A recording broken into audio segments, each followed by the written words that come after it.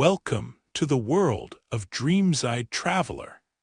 Here, beneath the soothing sound of gentle rain, we journey through time and space, uncovering the mysteries of the past and diving into the most captivating pages of human history. This place is created for those who love exploring the world in the quiet of evening, for those who value peace while yearning to discover something new before sleep. If you enjoy what you're hearing, please give this video a like. It helps other people find our stories. Help us reach our first 1,000 subscribers in our club of nighttime history lovers. And the Dreamside Traveler channel will become your faithful guide to sleep. We're constantly adding new stories for your peaceful evenings. And if you have ideas about which historical topics interest you, or simply want to share your thoughts, leave comments below the video. I'm genuinely curious to know what inspires you. Now close your eyes. Feel this gentle rain outside your window. Allow yourself to relax.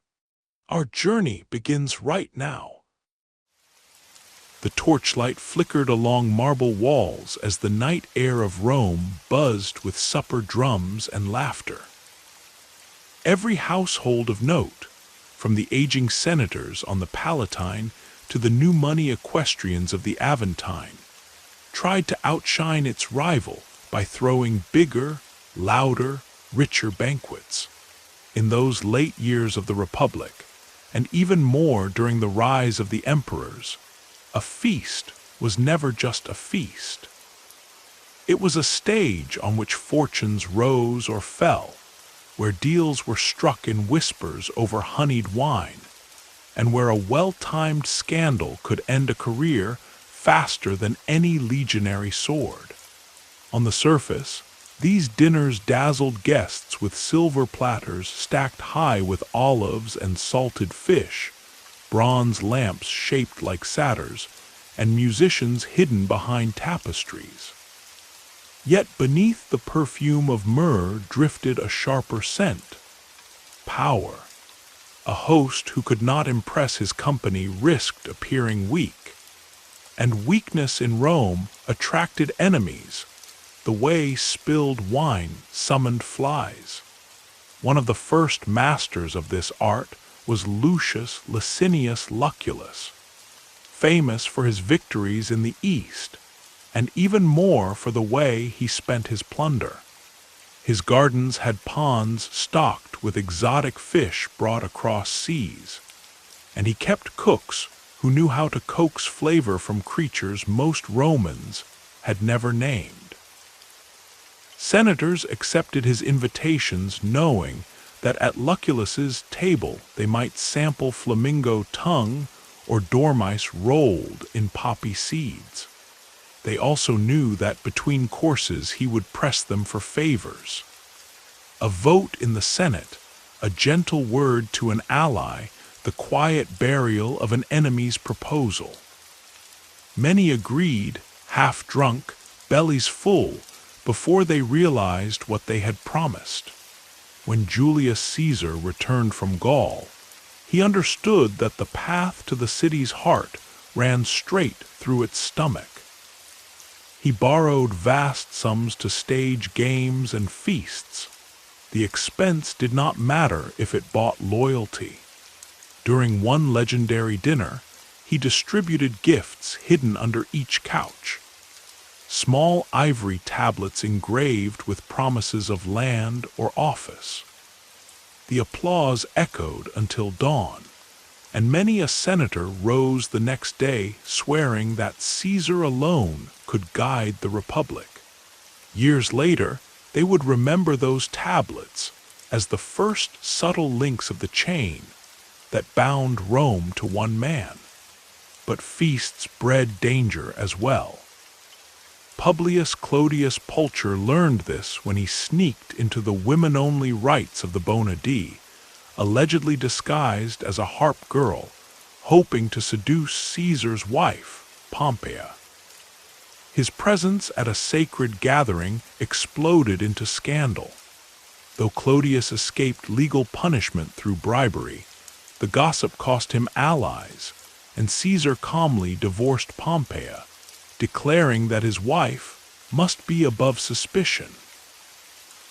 The phrase traveled like wildfire through every dining room, proof that a single misstep amid the crystal cups could destroy reputations overnight.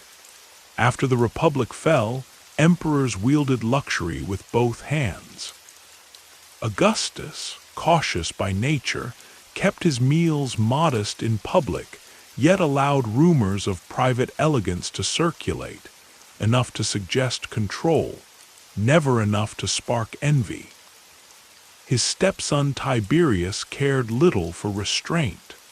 On the island of Capri, he hosted twilight gatherings famous for acrobats, sweet wine, and whispered pleasures. Delegations arrived seeking imperial favor and left half terrified, half awed, their petitions granted only if they proved willing to join the revels. Senators who refused found their requests buried in bureaucracy. Those who accepted discovered that a smile at Tiberius's table bound them tighter than iron chains. Not all weapons were visible. Poison, the silent killer, drifted through many a goblet. Ancient writers whispered that Livia, wife of Augustus, mastered slow-acting mixtures delivered during harmless dinners. Whether truth or slander, the tale of her slipping aconite into figs meant for rival heirs became a lesson. Trust no platter unless you place it yourself. Later, under Emperor Claudius, his niece-wife Agrippina allegedly coated mushrooms with death for her husband, clearing the way for her son Nero. Poison turned banquets into battlegrounds, where the first casualty never saw the blade. Even the seating plan could signal life or death. A place close to the host promised influence. A couch near the exits suggested disgrace. When Nero invited senators after the Great Fire of Rome, he arranged couches in rings, placing accused men far from him under bright lamplight, so every gesture betrayed anxiety. At midnight, servants rushed in proclaiming amnesty for loyal friends and accusations for traitors. Those seated close to Nero toasted with relief. The outer ring found praetorians waiting outside. Prostitution, too, entered politics beneath the tiled roofs. Elite courtesans collected secrets between silk curtains. A skilled woman might entertain a general in the evening, a visiting envoy at dawn, then sell both conversations to a scheming minister by noon. One courtesan named Cytheris, mistress of Mark Antony, strummed a lyre while senators dined, her songs layered with coded hints of troop movements. Another, called Chelidon, advised Julius Caesar on legal reforms, earning gifts of land for prudent counsel. In a city where walls had ears, silk sheets often had sharper ones. Yet the greatest victims of Rome's hunger for spectacle were its forgotten children. Slave traders prowled ports for boys and girls, prized for their youth and pliability. Rich households purchased them to serve wine, dance at midnight, or worse. During grand banquets, child servants wearing wreaths of ivy would refill cups, their small hands trembling as nobles debated law. Guests ignored those tremors. A spilled drop could earn the lash, and pity was scarce among the elite. The presence of such innocence amid excess cast a silent shadow. hinting that the glory of Rome rested on backs too young to protest. As darkness deepened outside villa windows, harpists plucked gentle notes, masking murmurs of conspiracy. Faces gleamed in lamplight, some flushed with wine, others with calculation. Deals passed on wax tablets, promises sealed with secret nods.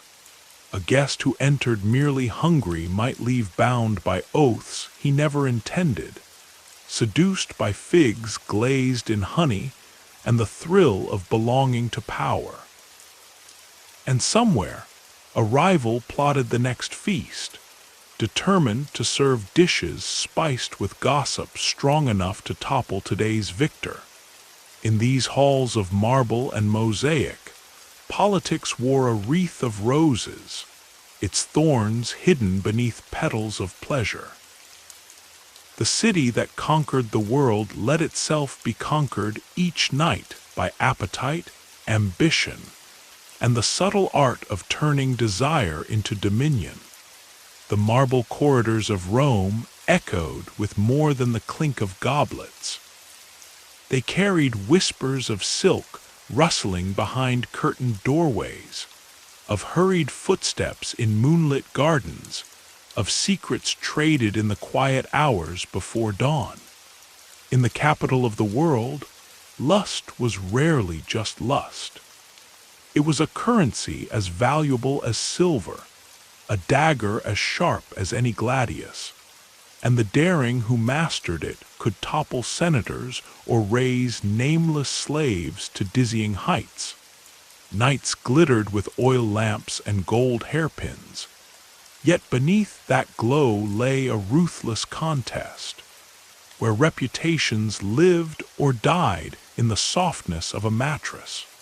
One of the most notorious players in this game was Clodia Metelli, sister of the populist firebrand Publius Clodius Pulcher.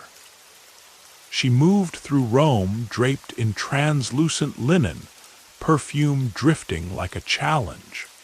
The poet Catullus called her Lesbia, writing verses of longing and betrayal that every dinner guest quoted by heart.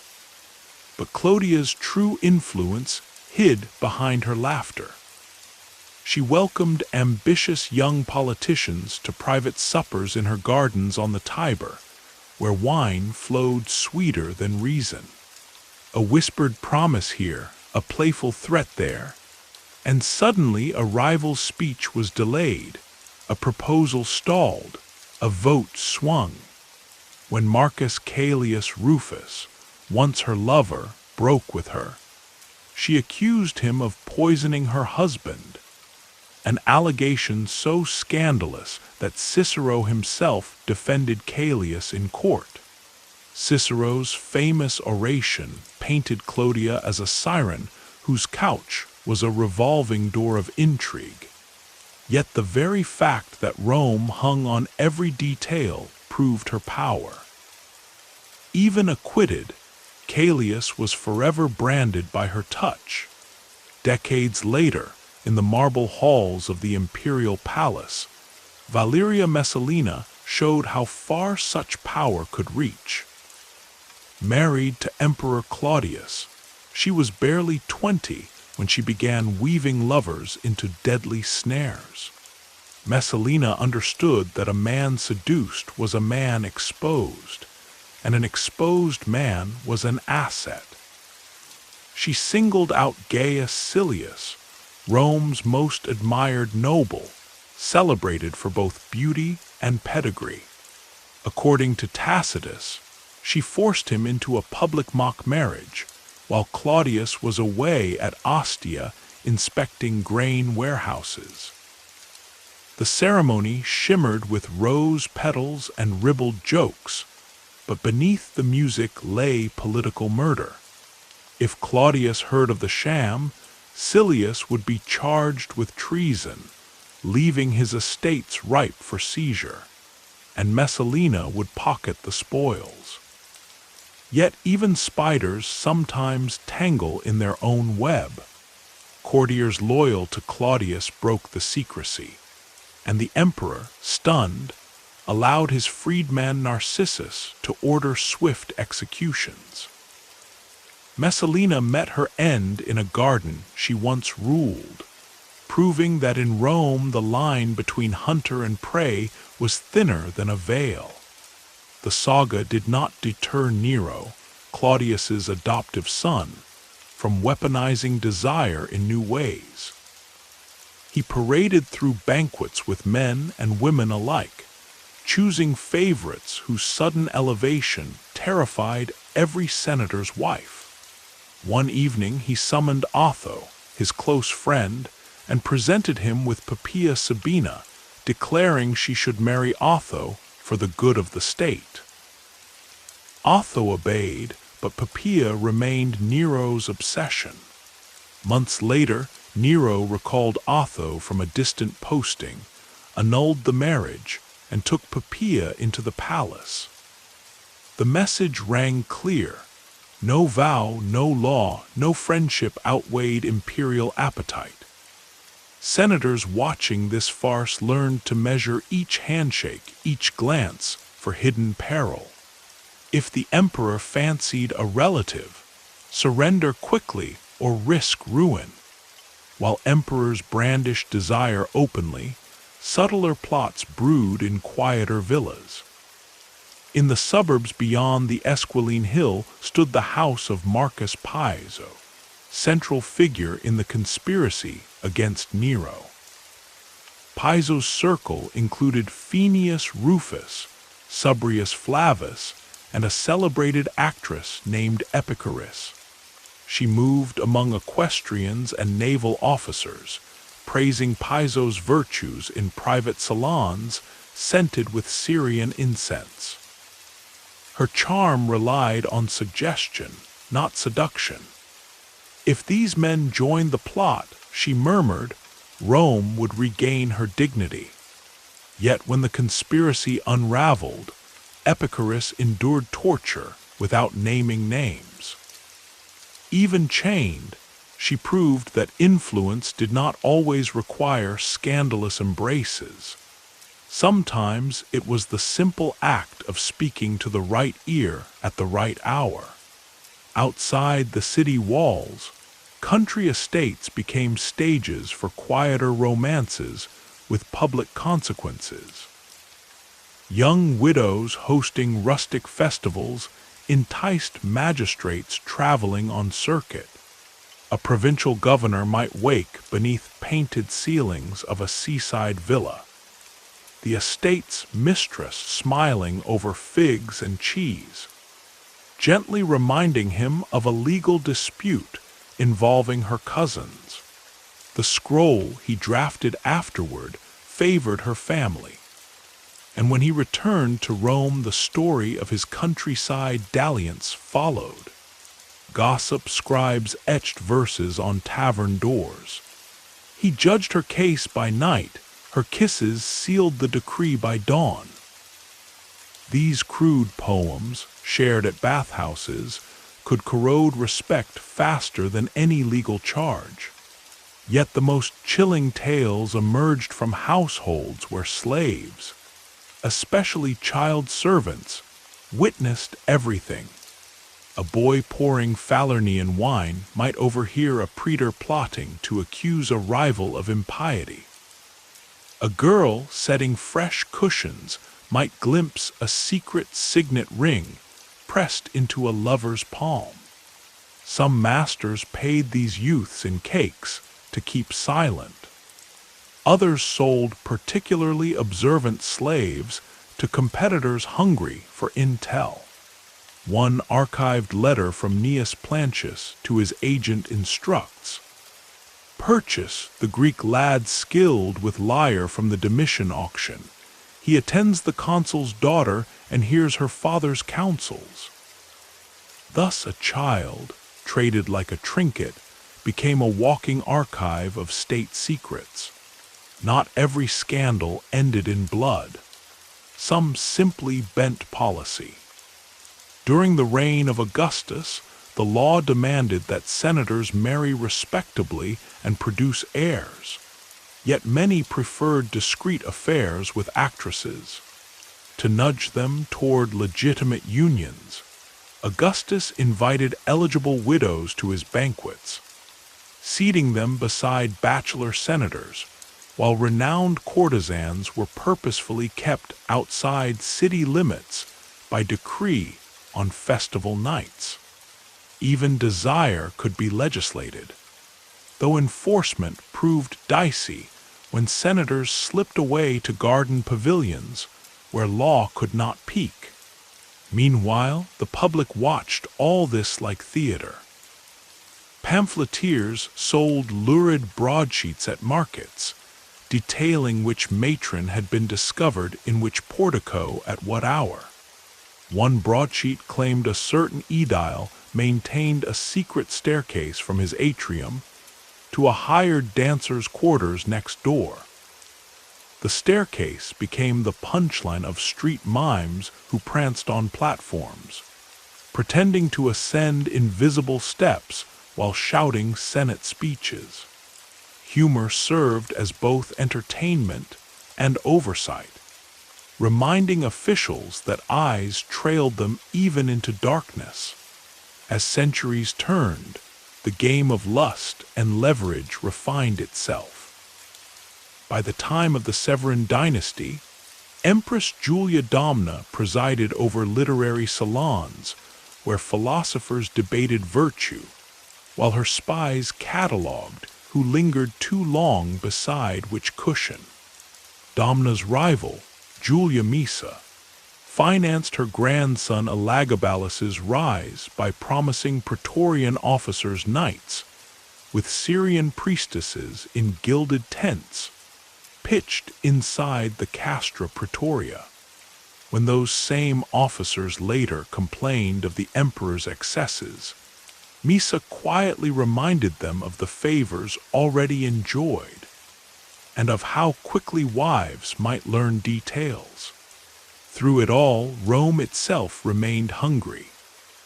Taverns along the Subura plastered walls with crude murals, a senator chasing a flute girl, a matron offering a purse to a brawny gladiator. Children laughed, soldiers tossed coins, and merchants shrugged.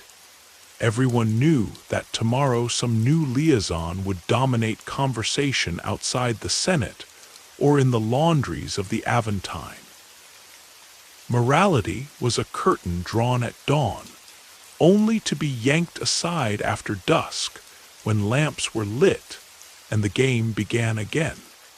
In these entanglements of silk and shadow, bodies served as parchment upon which power wrote its secrets. A kiss could mark a treaty, a sigh could doom a rival, and a single rumor could unravel a dynasty. Behind every marble statue of a conquering general stood untold stories of whispered promises in lamplit corridors, of letters slipped beneath doors by trembling hands, of bedchambers where the future of provinces hinged on the tilt of a smile. Rome mastered the art of dressing vice in laurel leaves. The city taught the world that desire, carefully aimed, pierced armor thicker than bronze. And long after the legions marched north and the aqueducts crumbled, tales of Clodia's gardens, Messalina's mock wedding, and Nero's stolen bride continued to caution those who sought power. Guard your heart, or someone will use it as a key. The lamps of Rome burned lower in the 3rd century. Yet the art of turning pleasure into politics glowed hotter than ever. Even as border wars drained the treasury and plague thinned the streets, the city's elite clung to their night games, certain that one more feast, one more scandalous whisper, could still bend destiny. In this twilight age, poison slipped into goblets as often as wine, and the din of public baths carried rumors that outraced any courier on the Appian Way. It began at tables lined with silver trenchers where roast peacock steamed beside bowls of purple-dyed figs. There, amid the fragrance of cinnamon and roasted pine nuts, senators tested recipes more lethal than any Eastern spice.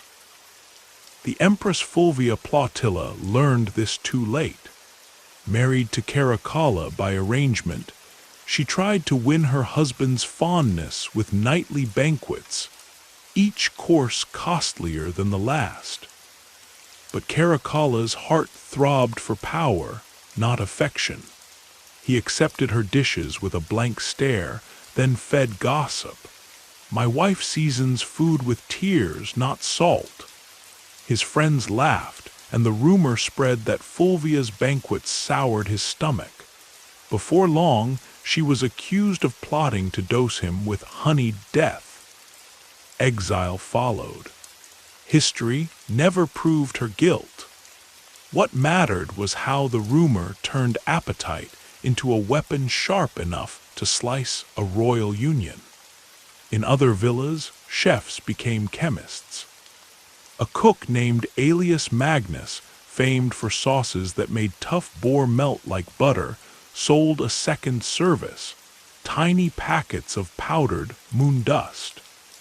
He claimed a pinch in a cup of Falernian slowed the heart without a trace. One summer night, the governor of Africa Proconsularis hired Magnus to prepare a farewell feast for a rival envoy. Diners praised the herb-rich stew. The envoy retired early, complaining of mild chills, and never woke. Imperial investigators scoured the kitchen, but found no damning vial. Magnus vanished down a coastal road.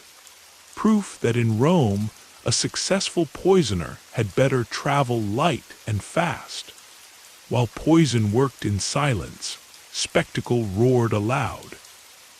Commodus, emperor turned self-styled gladiator, transformed the palace into a carnival of lust.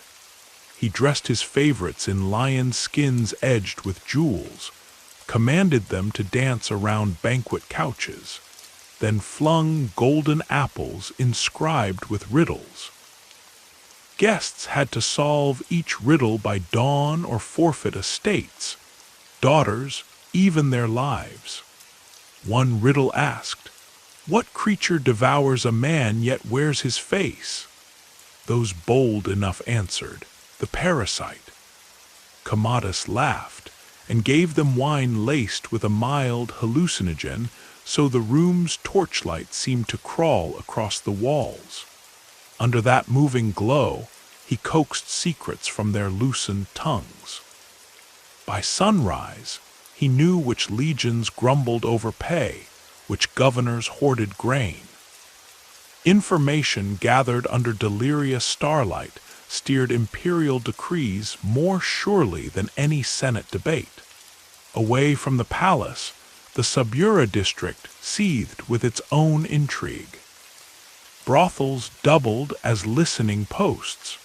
A well-placed madam could map entire power networks based on who arrived at which hour, which password earned a silk-draped room, and which client paid extra to blindfold the slave boy pouring wine. One such madam, known only as Red Atalanta for her henna-stained hair, kept wax tablets hidden beneath loose floorboards. There she recorded every detail: a senator's birthmark, a tribune's secret taste for Carthaginian songs, a merchant's coded oath of loyalty to a pretender across the Danube. When Praetorian prefect Macrinus plotted to replace Emperor Caracalla, he bought Atalanta's entire establishment: slaves, tapestries, and most crucially, her tablets. The notes outlined which officers would welcome a regime change if promised gold or advancement. With that knowledge, Macrinus struck. He lasted scarcely a year on the throne, but Red Atalanta disappeared into legend, proof that parchment layered with pillow talk could topple emperors faster than swords. Even the rising faith of Christianity could not escape Rome's banquet politics. Converts met in private houses to share simple meals of bread, olives, and watered wine, shunning the excess outside. Yet Roman spies slipped into these gatherings disguised as seekers. They memorized prayers, tasted the common cup, then reported names to magistrates. One spy, Quintus Fabius Severus, later confessed under interrogation that he had joined a house church on the Aventine, seduced a widow for access, and copied her list of fellow believers. His testimony led to night raids, arrests, and cruel games in the Colosseum, where Christians faced panthers to amuse restless crowds. Ironically, the state used intimate trust, the very opposite of decadent feasting, as a new arena for betrayal. Children remained the most silent victims. At age 8, the Syrian boy Daphnis was sold to a senator famed for extravagant shadow banquets. These suppers took place after official dinner ended, lamps dimmed, musicians dismissed, respectable guests gone. Servants in half-masks brought platters so artfully arranged they resembled mosaics. Daphnis carried a silver ewer of chilled water, trained never to raise his gaze from the floor. One night he stumbled and spilled a few drops on a general's sandal. The senator smiled thinly and said, "A stain is a stain." Daphnis was beaten where no robe would reveal bruises, then forced to stand nearby while guests wagered whether he would faint. When he did not, the host boasted that discipline forged better servants than kindness. The story spread among patricians who prided themselves on strong household management. And new waves of child slaves arrived in the city, each bearing mute testimony to how Rome's hunger for novelty devoured its youngest souls. Despite such darkness, some tried to pull Rome back from the brink. The philosopher Emperor Marcus Aurelius issued edicts limiting lavish banquets. No more than 3 couches, no rare birds imported from India, no actresses under 16 performing at men-only dinners. But enforcement proved laughable. On the very night the decree took effect, a wealthy freedman named Publius Fadius Letus hosted 6 couches, flaunted pheasants dyed blue with indigo, and hired a troupe of boy dancers from Spain. His defense when questioned, "Your law speaks to citizens. I was born a slave, so my vices are beyond its reach." Fines were issued, but Letus paid them gladly. The story of his defiance only increased his invitations. Such open mockery revealed a fatal truth. Laws cannot tame appetites willingly fed for generations.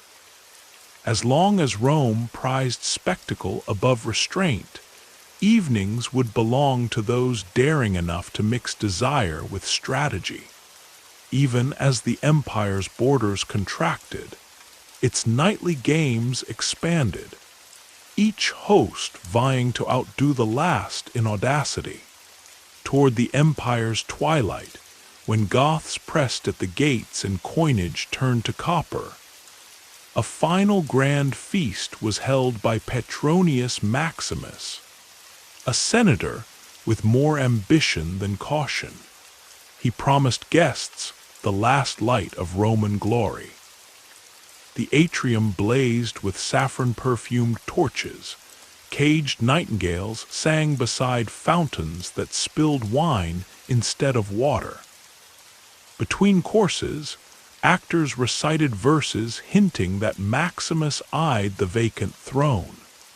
Yet as dessert of candied dates arrived, a messenger burst in.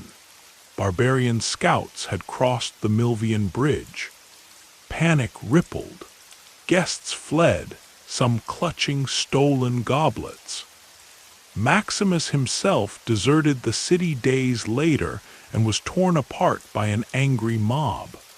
The feast's leftovers rotted in deserted halls, while the empire's enemies marched unchallenged. In that moment, Rome learned a grim lesson. Pleasure can distract only so long before reality storms through the door, but memory lingers longer than marble. Generations later, medieval scholars copying crumbling manuscripts paused over tales of Clodia, Messalina, Commodus. They shuddered yet copied faithfully, sensing that beneath the scandal lay a warning. Where power weds indulgence, nations dine on borrowed time. And modern readers, hearing these stories by soft lamp or glowing screen, may feel Rome's heat rise around them, the music, the perfume, the subtle taste of something not quite wine, reminding us that every banquet carries a bill, and someday someone must pay. Scribes sharpen their reed pens as fast as cooks sharpen knives, for in late Rome the written word could pierce a patrician's pride more surely than poison. Humor, once a harmless pastime at tavern counters, became a weapon, honed by poets who watched the city drown in perfume and bribes. When a senator's vice could not be punished by law, it might still be skewered in a lampoon nailed to a doorway at dawn. Crowds gathered, snorting with laughter, while the target rode past pretending not to hear. Yet every snicker chipped a little more marble from his reputation. Juvenal, the fierce satirist, roamed these streets like a bloodhound. He sniffed out whispers of silk-clad matrons who slipped into gladiator barracks at night, leaving circlets of gold on straw mattresses. He mocked retired generals who quoted Plato by day, but paid choir boys to sing lewd verses by torchlight. In one famous poem, he asked whether anything in Rome remained untouched by greed. A meal, he wrote, costs a fortune not in coin but in conscience. Senators fumed, yet they feared suing him in court. A trial would only repeat the gossip aloud. Martial, quicker with a joke and softer with a knife, turned dinner parties into miniature comedies. One of his epigrams tells of a host who served oysters so foul even the cat refused them, yet boasted they came fresh from bay. Another poem warns a young lawyer to skip a certain villa on the Janiculum if he values his virtue, for the hostess counts seduction as part of the menu. These verses spread faster than plagues, recopied onto scraps of papyrus traded at bathhouses. A single quip could chase guests from a guilty man's table for months. Such public ridicule pushed some rulers to pose as moral guardians. Augustus, keen to steady a nation worn by civil war, passed the Lex Julia on adultery. In theory, it punished married lovers caught in illicit embraces. In practice, it ruined only those who lacked friends high enough to quash charges. Yet the law allowed Augustus to appear stern while quietly pardoning allies. His successor Tiberius revived an older statute, the Lex Scantinia, aimed at indecent relations. zealous informers prowled, eager to accuse enemies. Many men escaped conviction with discreet gifts of coin, others fled to provincial posts, where witness lists grew mysteriously thin. Across the city, Stoic philosophers held small evening circles lit by single lamps, teaching that virtue mattered more than vineyards and silks. Musonius Rufus told listeners that true freedom came from self-control. He scolded pupils for chasing courtesans, warning that a man owned by his cravings was no better than a slave. Some senators sent sons to these lectures hoping discipline would toughen them for politics. Yet more than one youth walked out at midnight, straight to a tavern, eager to forget the sting of Rufus's rebuke. Meanwhile, early Christian teachers found Rome's excess a perfect backdrop for their message. Clement of Alexandria wrote treatises urging believers to avoid feasts where dancers spun in sheer linens and jokes dripped with double meaning. He likened gluttony to idolatry, for both placed the belly on a throne. Tertullian, sharper still, declared that a banquet celebrating bloodshed in the circus was itself complicit in murder.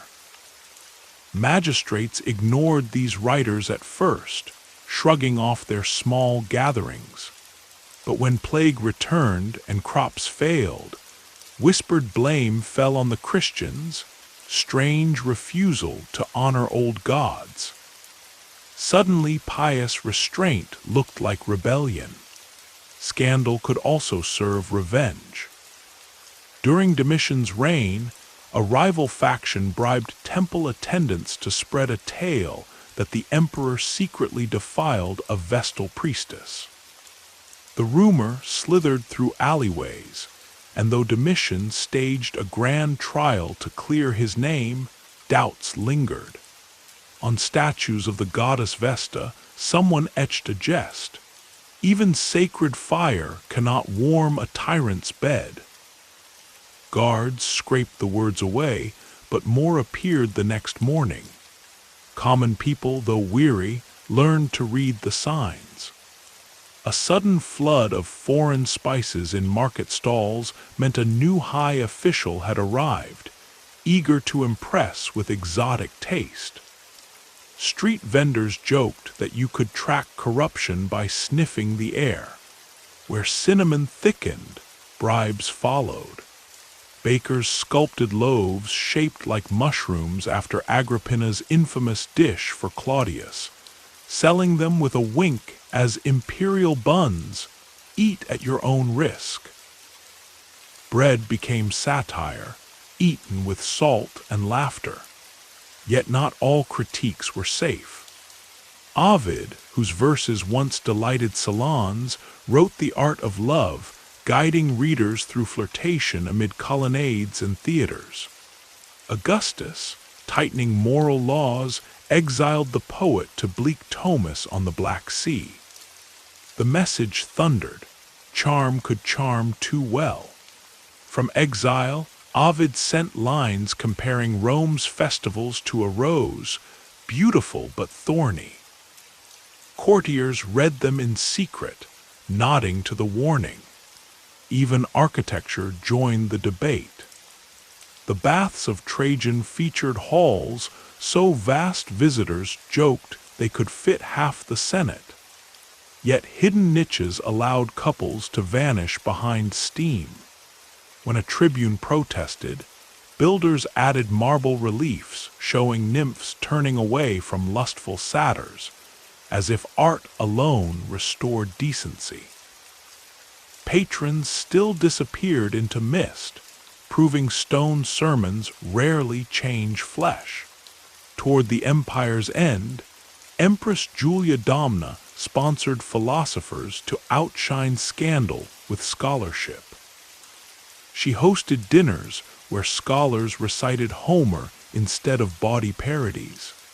Yet some whispered that while Stoics discoursed, her eunuch agents recorded which general praised which poem, marking loyalties like entries in a ledger. Even virtue could cloak surveillance, and so words waged war with whispers, scrolls battled silk, and every citizen became both audience and actor. Rome taught that if law failed to curb excess, ridicule might. But satire, like wine, could intoxicate and fade. The next evening another banquet glimmered, another secret simmered. Torches hissed in bronze cups, and across the Tiber, poets dipped pens, ready to strike again before dawn. A cold wind slipped through broken arcs of the once mighty Colosseum, rattling dry leaves where senators had once argued over cushions of purple silk. By the 4th century, the city that ruled the world sat like a weary giant. Barbarians pressed at the borders, tax collectors squeezed farmers, and even the marble gods seemed chipped and tired. Yet inside candlelit townhouses, Rome's night games still flickered, dimmer, yet dangerous as ever. The Emperor Elagabalus, crowned in his teens, believed he could distract a restless people with shock and splendor. He turned palace halls into gardens of midnight, laying silver pipes beneath banquet floors, so guests felt warm rose water wash over their sandaled feet. Servants released peacocks dyed turquoise, and at dessert hidden panels opened, dumping hundreds of flower petals onto reclining diners. Pretty at first, the petals piled so deep that some guests suffocated, unable to claw free in the sweet-smelling drift. Word raced across the 7 hills. Even pleasure could kill. Merchants began calling any reckless feast an Elagable banquet, and cautious hosts ordered servants to sweep blossoms away before they settled. Elagabalus also broke old boundaries of sex and rank. He married a Vestal virgin, an act Romans called worse than sacrilege. He paraded through the forum in golden makeup, inviting gladiators to claim him as bride for a night. Some laughed, others fumed, but all watched. The Praetorian Guard, fearing the city would burn before invaders arrived, struck first. In a dawn raid, they dragged the young emperor from a latrine, slew him, and tossed his body into the Tiber. Yet the spectacle he crafted lingered in rumor, proving that kings who rule by shock may drown in the waves they stir. After Elagabalus, emperors tried simpler shows. Games still roared, but their gifts grew cheap. Copper coins stamped with fading eagles, bread stretched thin by barley. Meanwhile, Christian bishops preached in candlelit basilicas that true feasts awaited in heaven, not on couches of ivory. Many poor believed, yet aristocrats clung to old delights. At one villa near Tiber, a widow named Proba hosted last bacchanals, demanding guests taste every vintage left in her cellar before tax men seized estates. Poets scribbled verses comparing her to Rome herself. Proud, lavish, crumbling under debts she refused to see. With wealth fleeing to the eastern capital, power brokers in the west grew desperate. They revived forgotten vices for quick advantage. One general, Ricimer, kept a stable of dancers taken from captured villages. Visiting bishops, horrified, begged him to free the children. Instead, Ricimer dangled that favor before senators, trading a boy's release for a vote, a girl's for an oath of troops. Chroniclers recorded few names, only noting that the fate of provinces hinged on bracelets slipped onto trembling wrists. Poison, too, refused to die. A court physician named Eugenius crafted slow brews of hellebore mixed with wine lees. He sold them not for gold, but for rare manuscripts and promises of safe passage when regimes shifted. A Count of Africa tried the potion on his cousin during a hunting lunch. The victim sickened over weeks, leaving no scandal. Encouraged, the Count shipped new amphorae north, hoping to trim rivals in Italy. But one barrel cracked in transit. Mule drivers sniffed the bitter sludge, talked, and soon bishops thundered against death hidden in drink. Merchants smashed amphorae by torchlight, and Eugenius fled east, carrying only a satchel of scrolls, a final toast to Rome's trust in delicate flavors. Yet amid ruin glimmered brief sparks of restraint. Empress Galla Placidia, widow, regent, survivor of sieges, banned night orgies in imperial residences. She ordered tapestries depicting the Last Judgment hung above banquet couches, so every guest saw souls wade as they stuffed figs into their mouths. Some mocked the warning, but many senators grew uneasy, thinking of sons gone to war and fields gone to weeds. Placidia's edicts could not halt decay, but they slowed the spiral, reminding Rome that appetites unruled had helped drain its veins. Outside the gates, new masters studied Rome's vices as well as its forts. Gothic chiefs heard tales of silver platters and perfumed slaves. They imagined treasure beyond counting. When Alaric's men breached the Salarian gate, they expected orgies of gold. Instead, they found cobwebbed villas where broken couches lay under moldy murals of banquets long past.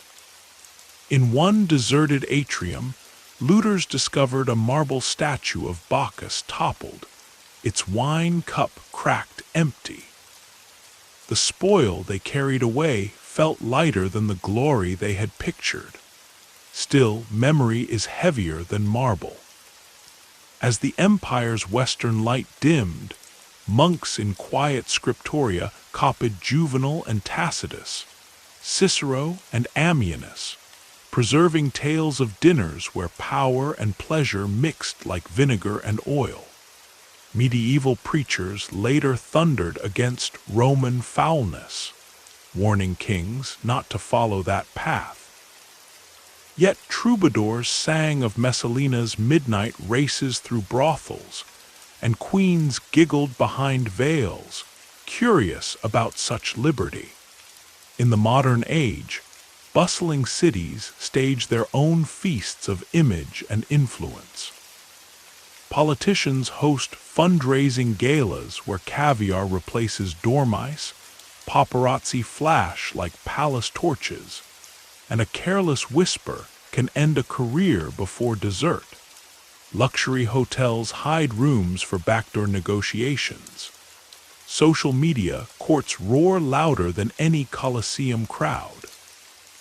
We sip news of scandal the way Romans tasted spiced wine, half shocked, half thrilled, knowing tomorrow demands a fresher story. Rome teaches that indulgence, unchecked, becomes a mirror reflecting a nation's decline. But it also shows that satire, law, faith, and human decency keep fighting back, even when marble cracks. The city's ruins stand as warning and invitation. Build wisely, feast moderately, and remember that every pillow of power rests on the fragile weaving of conscience.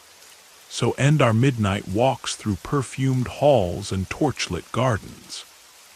The silver platters are tarnished, the poets' lampoons yellow with age, yet their echoes linger. Listen closely, and you may still hear harp strings quiver over the Tiber, carrying a song both sweet and sharp. Pleasure is a borrowed cloak, truth is the skin beneath. Wear one too long and the other grows pale.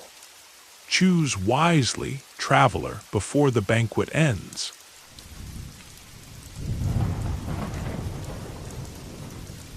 The lamps along the triclinium walls burned with scented oil, filling the air with notes of myrrh and cedar. But beneath that sweet perfume lingered something colder, sharper, an invisible breath of danger that every guest felt without speaking. In Rome, a banquet was rarely only a banquet. It was a theater of power, a place where alliances were cemented with honeyed words, and where enemies sometimes slipped from the stage forever after a single cup of wine. Tonight the house belonged to Marcus Aemilius Lepidus, a man who loved to be thought generous. He reclined on crimson cushions while slaves circulated with bronze pitchers. They poured dark Falernian wine into glass beakers, each vessel gleaming in the torchlight like a captured ruby. The guests toasted Marcus for his new post as praetor. Yet every one of them knew that success in Rome was never granted freely.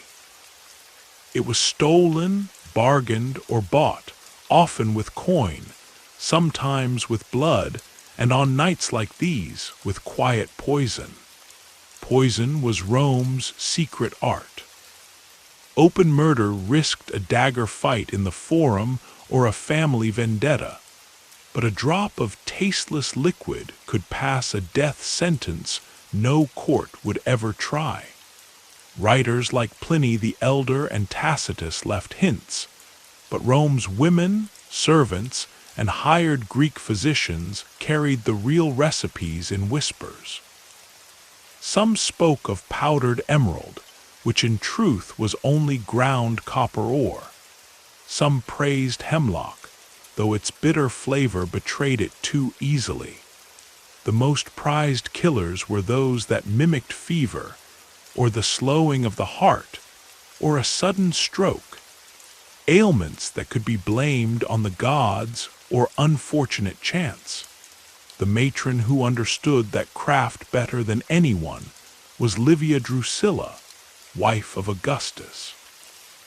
Suetonius later wrote that Livia, in her soft voice and snowy stola, orchestrated a string of deaths that cleared the path for her son Tiberius to become emperor. Whether Suetonius exaggerated or not, the rumors gripped Rome tighter than chains. They said Livia preferred small doses of aconite mixed in honeyed figs. A single fig plucked fresh from a branch looked innocent. A single bite could clot the blood and leave the face as serene as sleep. Cassius Dio claimed that even Augustus himself may have tasted that sweetness in his final days, though other historians point to his failing health. Yet the very fact that people believed the tale shows how poison lived at the edge of every bite. Years before Livia's era, another feast ended in hushed dread.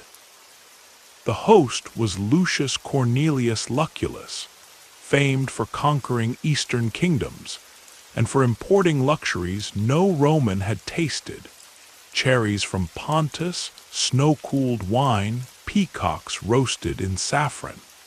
At one such dinner, his chief rival, Servilius, collapsed after sipping mulsum mixed with rosemary. No wound marked his skin, no foul scent rose from the cup. The physicians cut open eels, powdered pearls, searched every dish, yet found nothing. Some blamed shellfish spoiled on the journey from bay.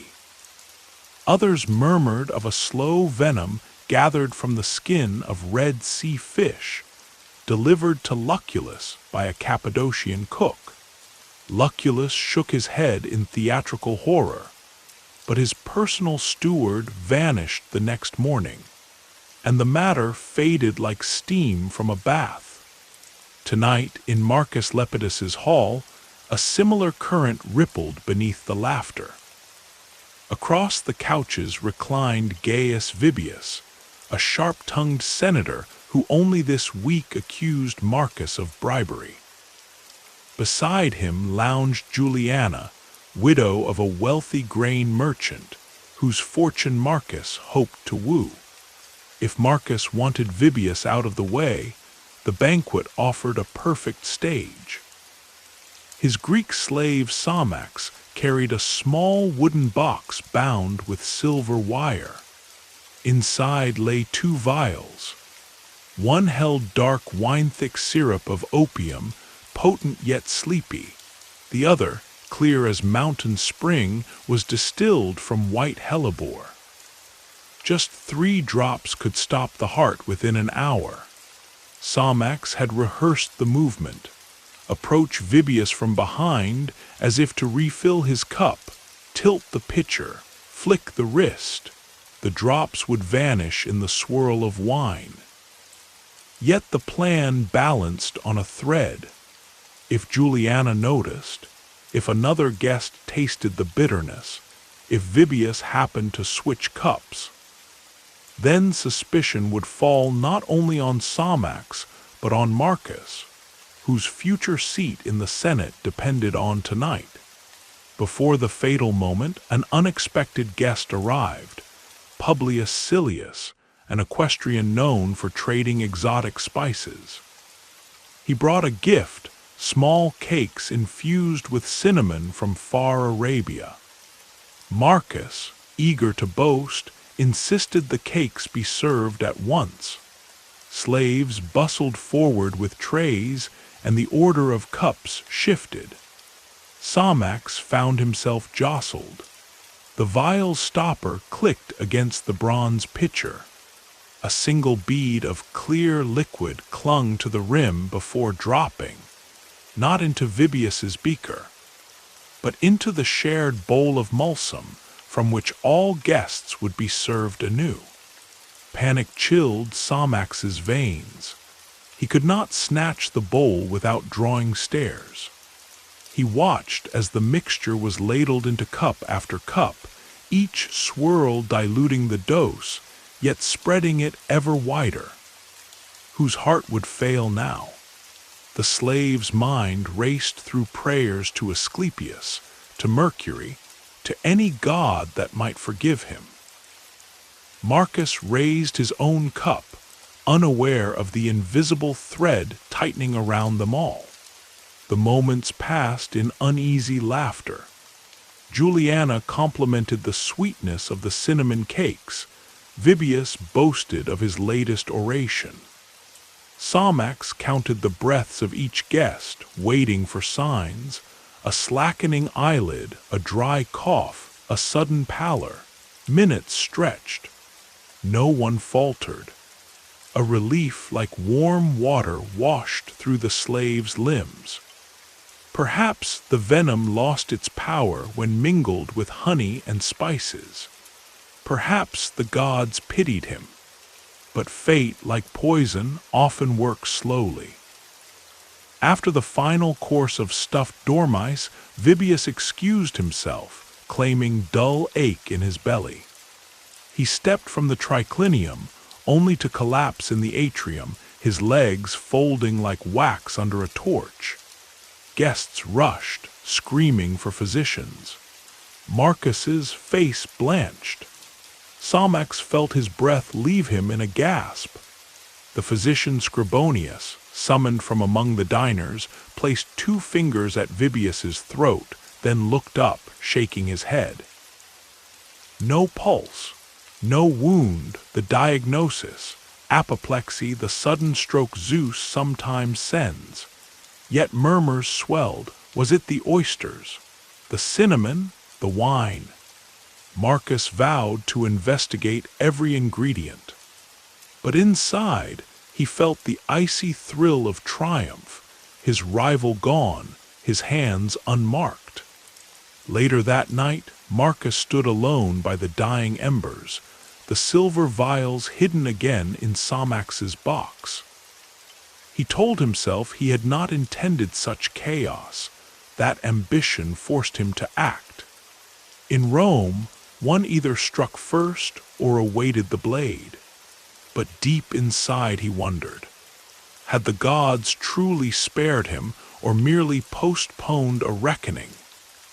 For in Rome, poison was never just a weapon, it was a debt, and every debt demands payment. The news of Gaius Vibius's sudden death spread through the Subura by dawn. Marketwomen whispered that the gods had punished his pride. Slaves muttered that wine from spoiled amphorae had betrayed him. But a handful of senators, lifting their togas to avoid the morning filth, traded glances that said more than any rumor. Another man had fallen to Rome's silent art. Poison worked better than exile, better than steel. With a single cup it carved out power, leaving no wounds, only an empty seat to fill. That very day Marcus Aemilius Lepidus received quiet congratulations in the Curia. He accepted them with solemn nods, yet somewhere behind his measured smile he remembered older tales, darker even than his own risk. Rome had lived on poison long before his small plot. He thought of the story that every ambitious Roman whispered when lamps were low. The slow murder of Drusus the Younger, heir to Emperor Tiberius. Drusus, they said, was a soldier first, fond of plain food and forthright speech. But his father's trusted prefect, Lucius Aelius Sejanus, coveted the throne. According to Tacitus, Sejanus enlisted two accomplices, Livia's former physician Eudemus and Drusus's own wife, the restless Livilla. They chose a poison without taste, said to be distilled from the root of the white hellebore and mellowed with wine lees until it copied a common fever. Night after night, the pair slipped minuscule doses into Drusus's mulsum. The symptoms were gentle at first, dry mouth, small cramps that came and went. Over weeks his flesh thinned, his strength ebbed, and his temper flared, so that even his father believed an agitated mind, not malicious hands, was consuming him. On the last evening Drusus attempted to dine with visiting legates. Fresh bread, olives, a dish of dormice glazed with honey, and a cup of Falernian cooled with snow from the Apennines. Livilla herself lifted the cup, eyes bright as polished bronze. The poison, already inside him, needed no more, but custom demanded a final act. She pressed the rim to his lips with a lover's smile. Within an hour his breath rattled. Within a day he was ash upon the funeral pyre, his ashes sealed in a small alabaster urn. Sejanus wept in the Senate, then stepped over the memory of Drusus toward the palace gates.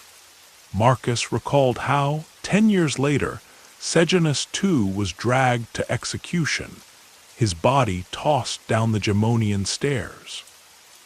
Poison gave, poison took.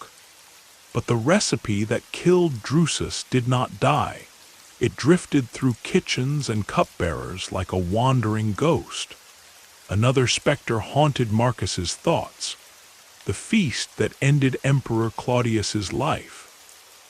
By then Rome had grown fat on conquest, and its tables were mountains of color, flamingo tongues, sows, udders, figs stuffed with pepper and pine nuts.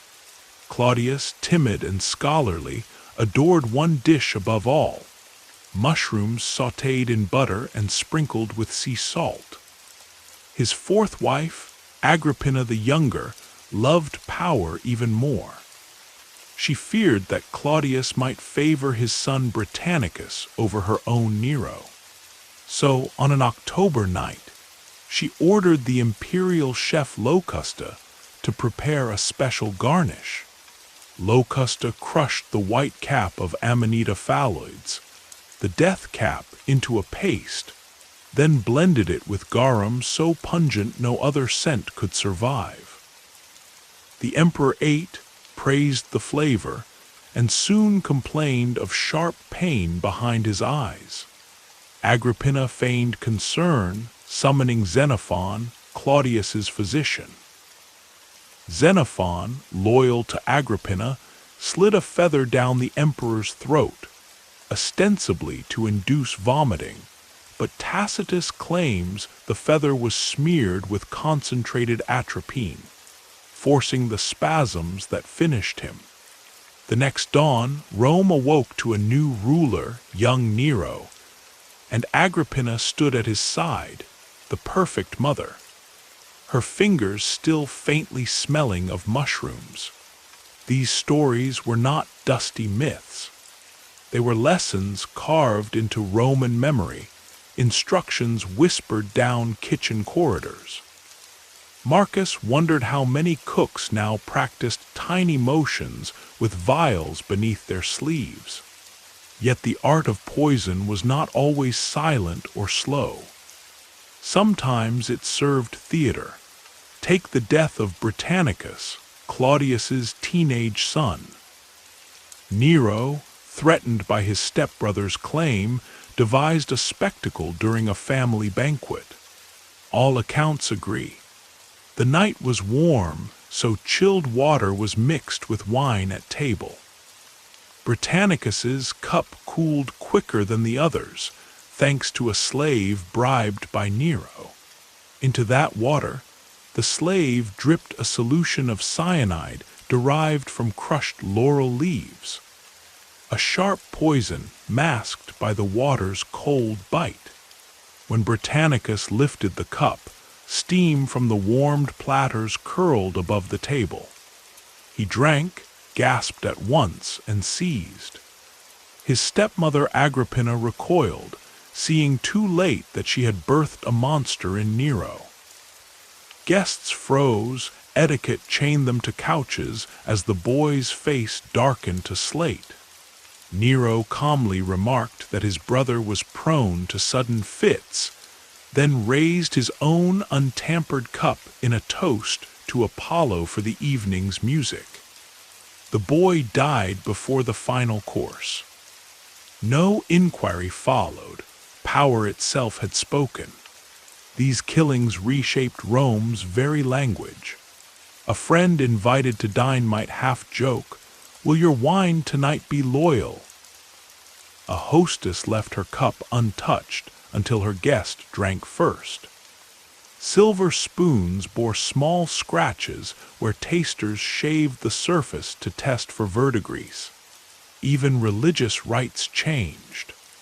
Offerings to Vesta, goddess of the hearth, now included sprigs of rue, believed to ward off deadly herbs. Marcus's slave Somax learned such lore in the back alleys of the Esquiline. He knew that aconite caused numbness starting at the lips, that arsenicin from Cappadocian mines lent a faint sweetness hard to detect, and that powdered glass, though cruder, tore the stomach unseen. Recipes traveled inside clay ink pots, hidden beneath fig leaves, or etched on wax tablets washed clean after reading. The empire itself became an apothecary. Standing in his atrium after Vibius's funeral, Marcus weighed the stories against his own fate. Poison had cleared a rival, yes, but each success invited suspicion. Already, a client warned him that Juliana spoke of the strange sweetness in the wine. She treasured Vibius's wit. She mourned his loss too loudly. Marcus imagined future banquets where his own cup might bear the kiss of hellebore. No wall in Rome could keep out a determined cook. To guard himself, he did what many rising men did.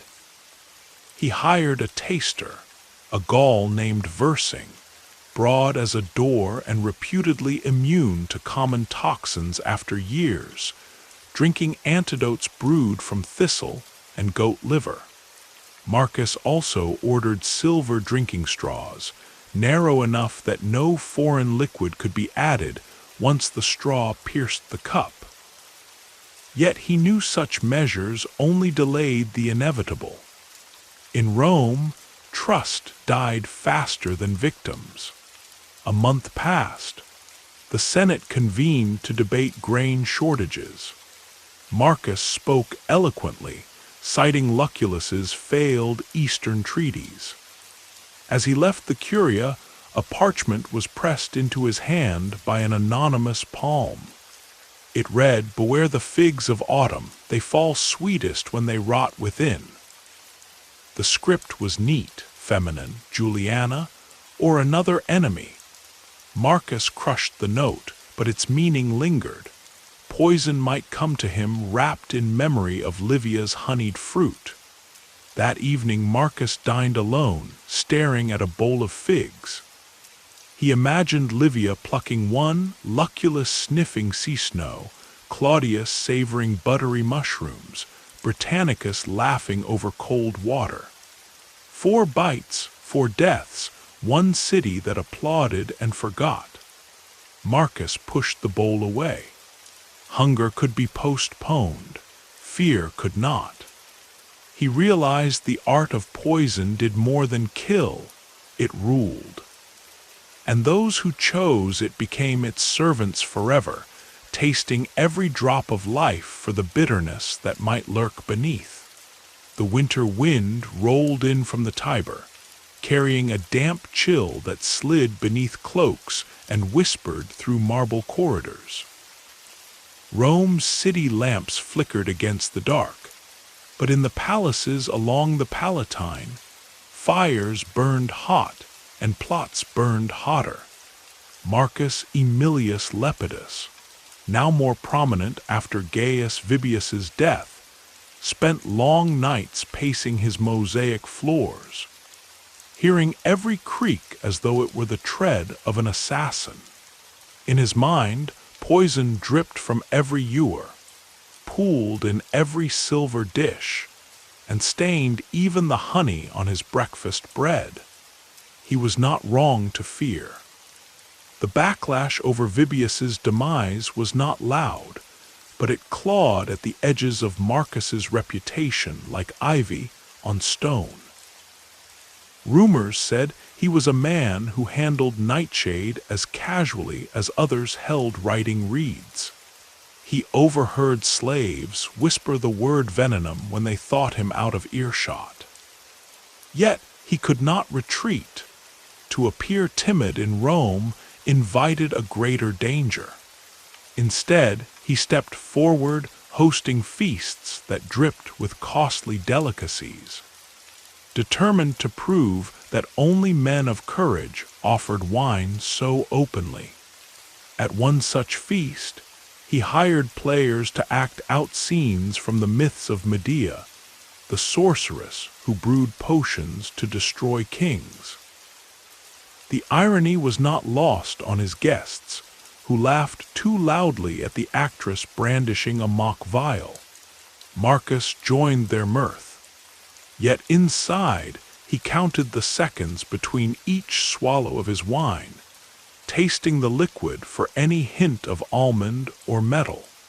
Toward midnight he welcomed a new arrival, Senator Lucius Calpurnius Piso, a man renowned for collecting Eastern remedies.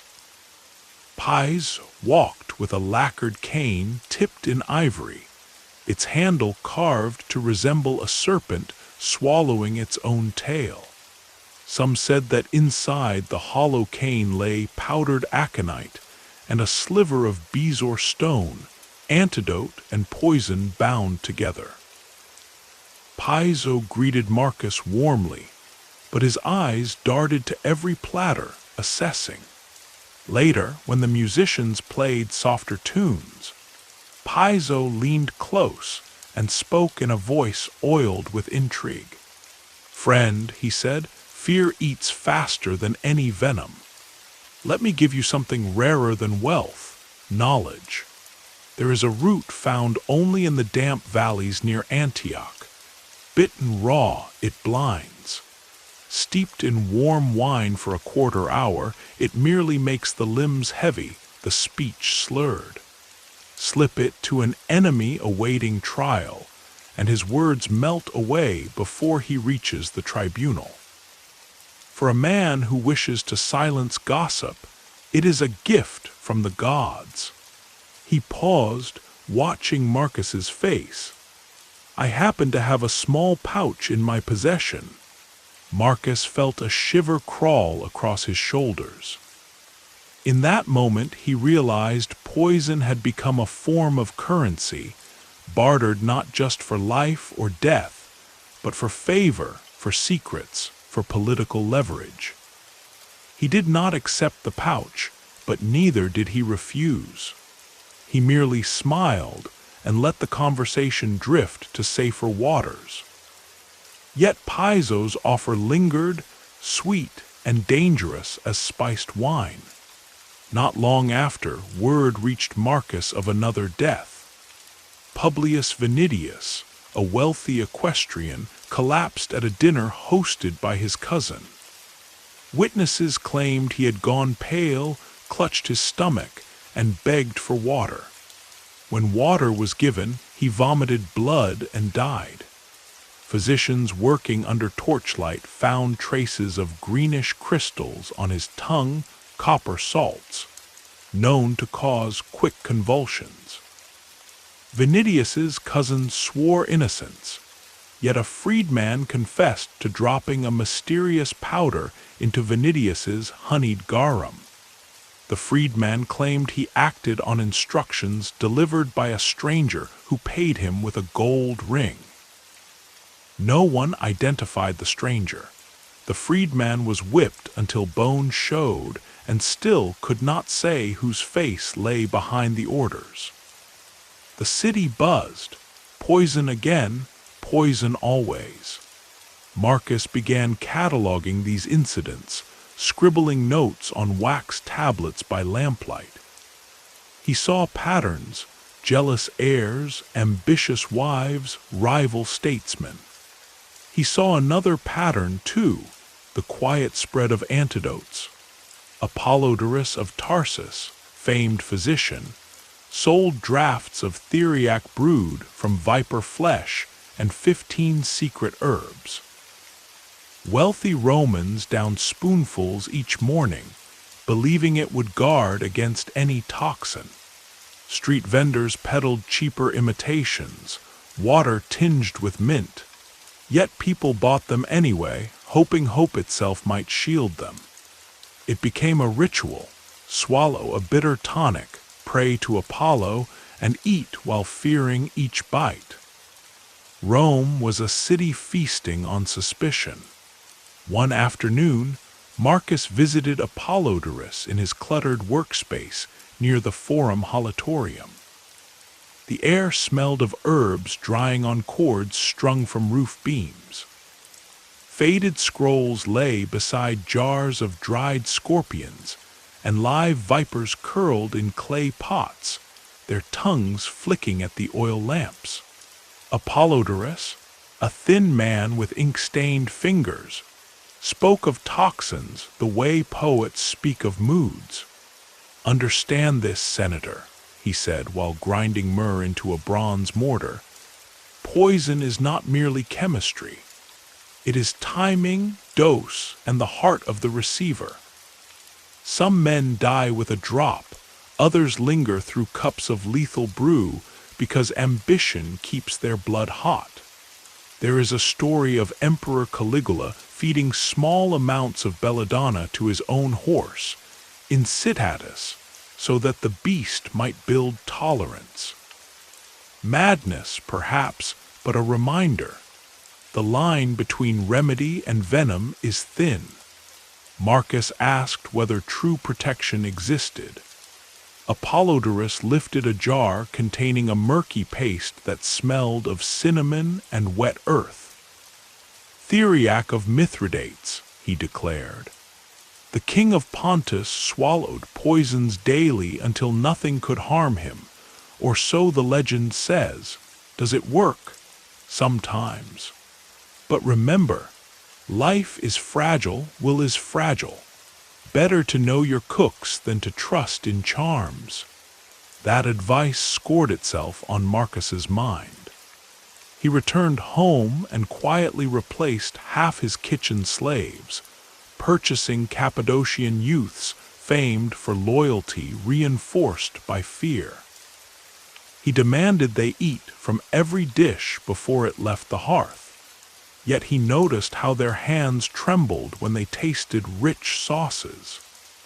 Even loyalty, he realized, came salted with dread. Across the city, the Emperor Nero himself had grown wary. After the scandal of Britannicus, Nero suspected everyone, even his own mother.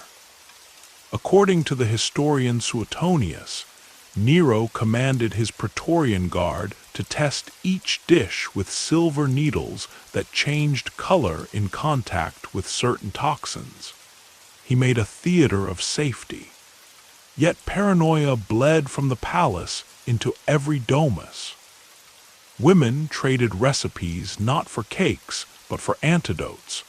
Men hired Syrian cupbearers sworn to speak no Latin lest they overhear conspiracies. In this atmosphere of fear, a curious incident unfolded that would ripple through Marcus's life. A small-time perfumer named Calavia was arrested for selling vials of sleeping draught to dissatisfied wives. Under torture, she confessed to mixing potent henbane with spikenard oil, enough to stupefy a grown man for hours. When asked for her suppliers, she named 3 senators, one of them Marcus Aemilius Lepidus. The accusation stunned him. He had never met Calavia, but in Rome, the accusation itself could poison a reputation. The praetor summoned Marcus to answer. He stood before a panel of stern faces, the air thick with incense and rumor. He spoke plainly. He had never purchased oils from a perfumer, only the usual rose water for his wife's altar. He invited them to inspect his larder, his storerooms, his accounting scrolls. The panel released him, yet whispers followed like shadows at dusk. Determined to clear his name, Marcus traced Calavia's confession. He discovered she was a pawn. The real force behind the false accusation was Senator Piso, the same man who offered him the Antioch root. Piso, it seemed, laid a trap. If Marcus refused the poison he sold, Piso would bury him in allegations. Marcus tasted rage then, sharper than any brew. But rage needed a vessel. He resolved to outmaneuver Piso at his own craft. Under cover of night, Marcus visited the temple of Asclepius on the Tiber Island. There he met Thalia, a freedwoman apothecary known for concocting draughts that mimicked illness, yet left no lasting harm. He asked her to prepare a tincture of foxglove petals steeped in goat milk, enough to induce violent vomiting and temporary blindness, not death. He bribed Piso's chief steward to slip the tincture into Piso's anise cordial before the next Senate banquet. 2 weeks later, the Senate gathered for a discussion on Parthian incursions. Mid-speech, Piso paused, perspiration beading. He clutched at his chest, gagged, and spewed a torrent onto the marble floor. His eyes rolled white, his body shook. The hall erupted in panic. Yet within an hour Piso revived, shaky, confused, and utterly humiliated. Physicians declared it a passing ailment, perhaps bad shellfish. But whispers turned. Had Piso been tasting his own medicine? Senators who once sought his potions now avoided his company. His influence wilted like frost-bitten vines. Marcus, watching from a colonnade, felt a tremor of victory, one tempered by guilt. He had not killed, but he had wielded fear like a dagger. Poison, he understood, did not always require death. Sometimes its greatest power lay in doubt it planted, the friendships it withered, the silence it enforced. Spring arrived, bringing festivals of flora. Blossoms carpeted the Capitoline steps. Yet Marcus saw petals as potential powders, stems as secret syringes. He attended fewer banquets, kept his household small, and swallowed theriac each dawn despite Apollodorus's skepticism. For in Rome, men who mastered poison became prisoners of their own knowledge. They tasted eternity in every sip, felt mortality in every breath. One evening, alone in his study, Marcus wrote a line on parchment. In a city fed by venom, trust is the rarest antidote. He folded the parchment, sealed it with wax, and locked it away. Outside, the city hummed with feasts yet to happen, plots yet to bloom. Somewhere, a hand ground a root to dust, ready to dissolve ambition in a cup of wine. And Marcus wondered how many more winters he would survive before his own reflection turned pale in the torchlight, before his own heart slowed to silence under the art he had come to understand too well. The summer sun burned high over Rome, sending heat shimmering across the forum stones. Yet in the shaded atriums of the wealthy, the talk was all of cold revenge. Marcus Aemilius Lepidus, who had maneuvered past rumor and false accusation, found himself invited to a banquet hosted by Domitia Longina, wife of the rising General Domitian. Declining such an invitation was impossible. Acceptance meant stepping once more onto the knife edge, where hospitality and murder were separated only by the width of a cup's rim. Marcus prepared with care. He wore a modest tunic of undyed wool to signal humility, but beneath it he strapped a tiny silver vial of theriac against his skin.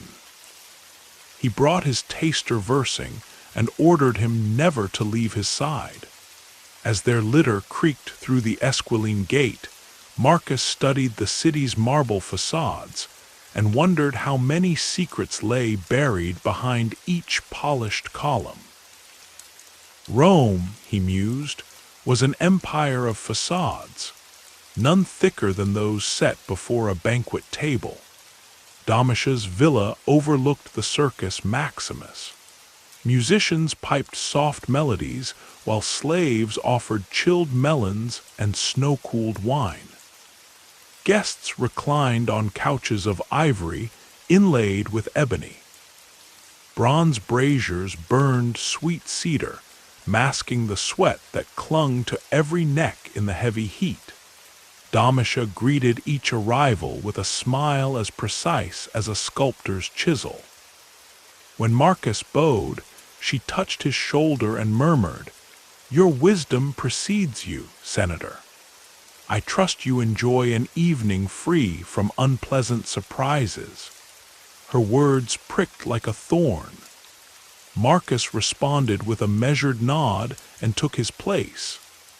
Nearby sat Titus Flavius, elder brother of Domitian, fresh from campaigns in Judea. Titus was jovial, raising his goblet to every toast. Yet Marcus noted the faint shadows beneath the general's eyes.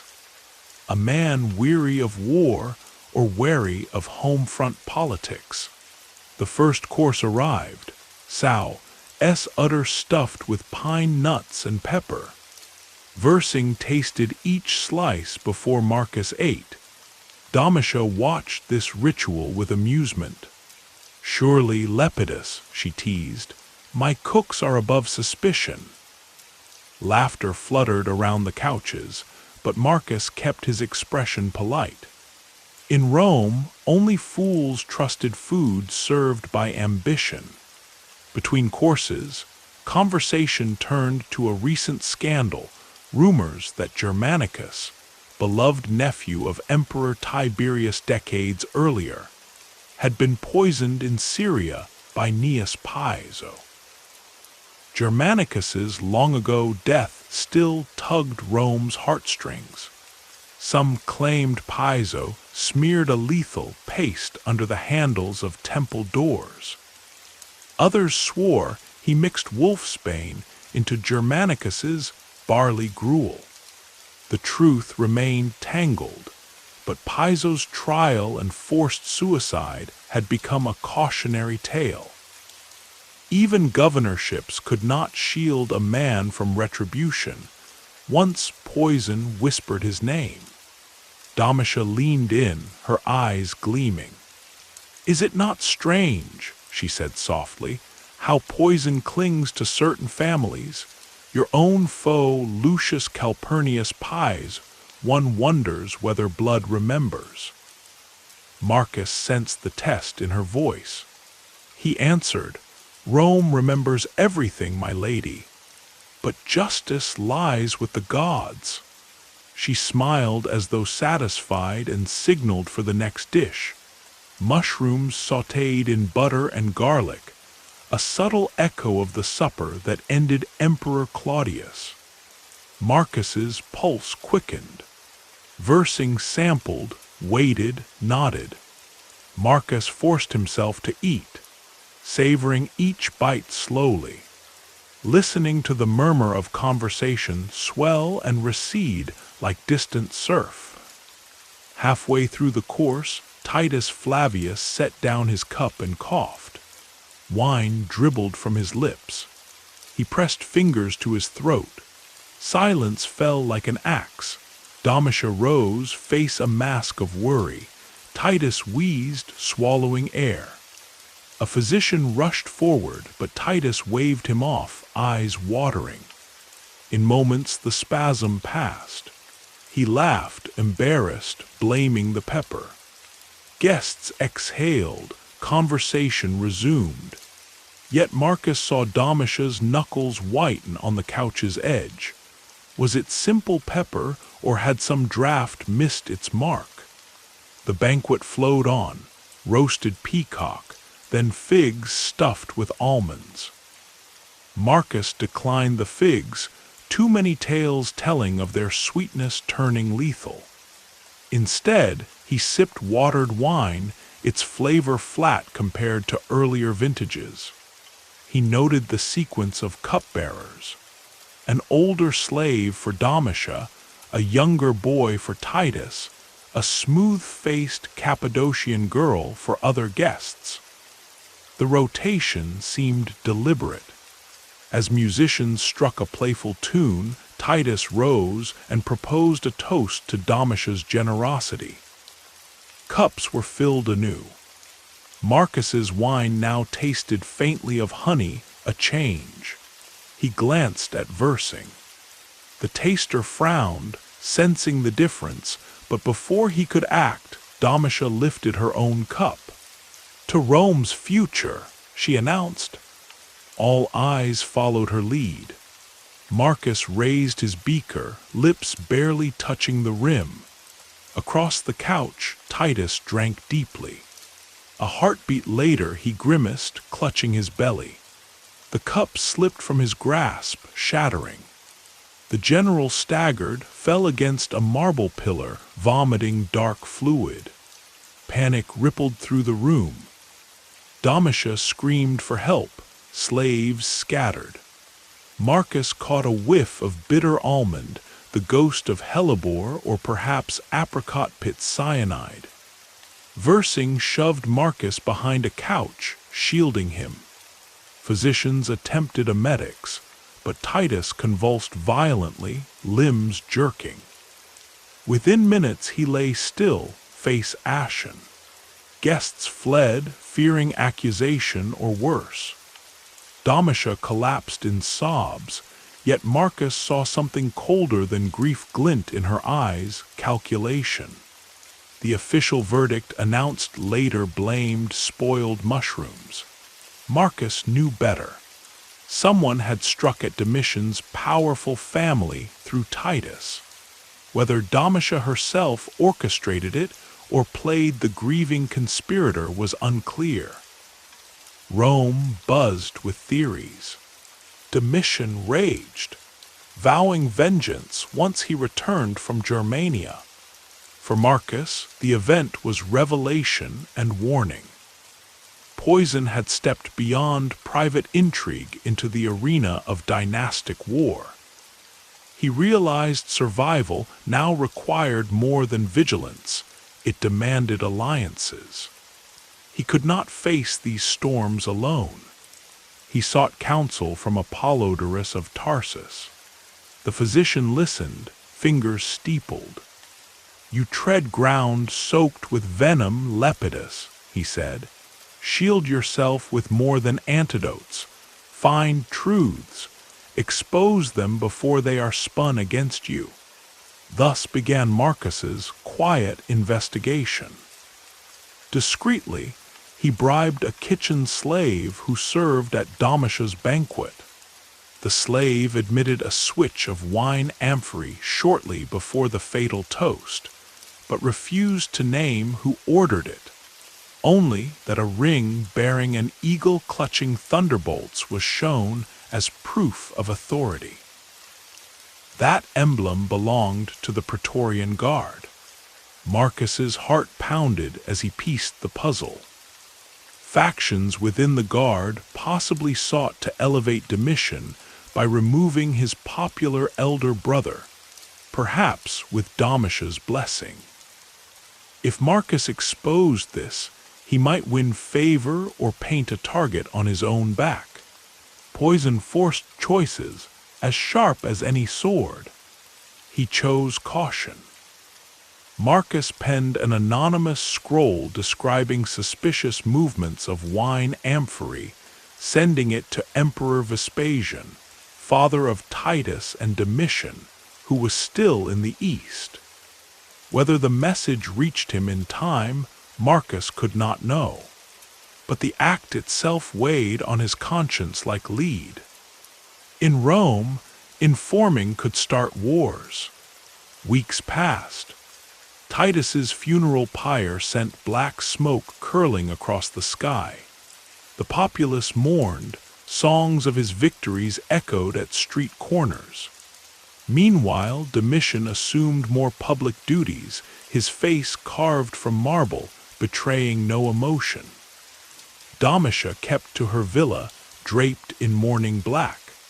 Yet rumor insisted her nights were filled with whispered counsel from Praetorians.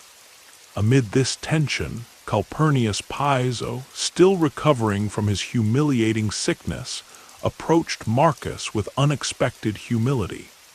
He offered alliance. "We share enemies," he said. "Stand with me, and we can temper Domitian's rise." Marcus hesitated. Joining Piso meant binding himself to a serpent he once defanged. Before he could decide, another shock shook Rome. Apollodorus of Tarsus was found dead in his shop, lips foaming, vipers loose from shattered pots. Officially, a tragic accident. Unofficially, a message. Those who knew too much were expendable. Marcus grieved the loss of the only man who balanced poison with healing. Fear coiled tighter around his ribs. He realized then that poison had evolved into a language spoken by Rome's most powerful families. Words were cups, agreements were drafts. To survive, one must read that language or remain forever vulnerable. Marcus vowed to become fluent, not to kill, but to understand, to anticipate, perhaps to prevent the next silent sip of death.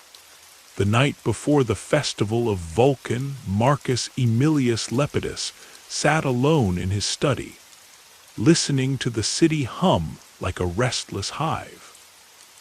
Somewhere on the Aventine, priests prepared bonfires to honor the god of flame.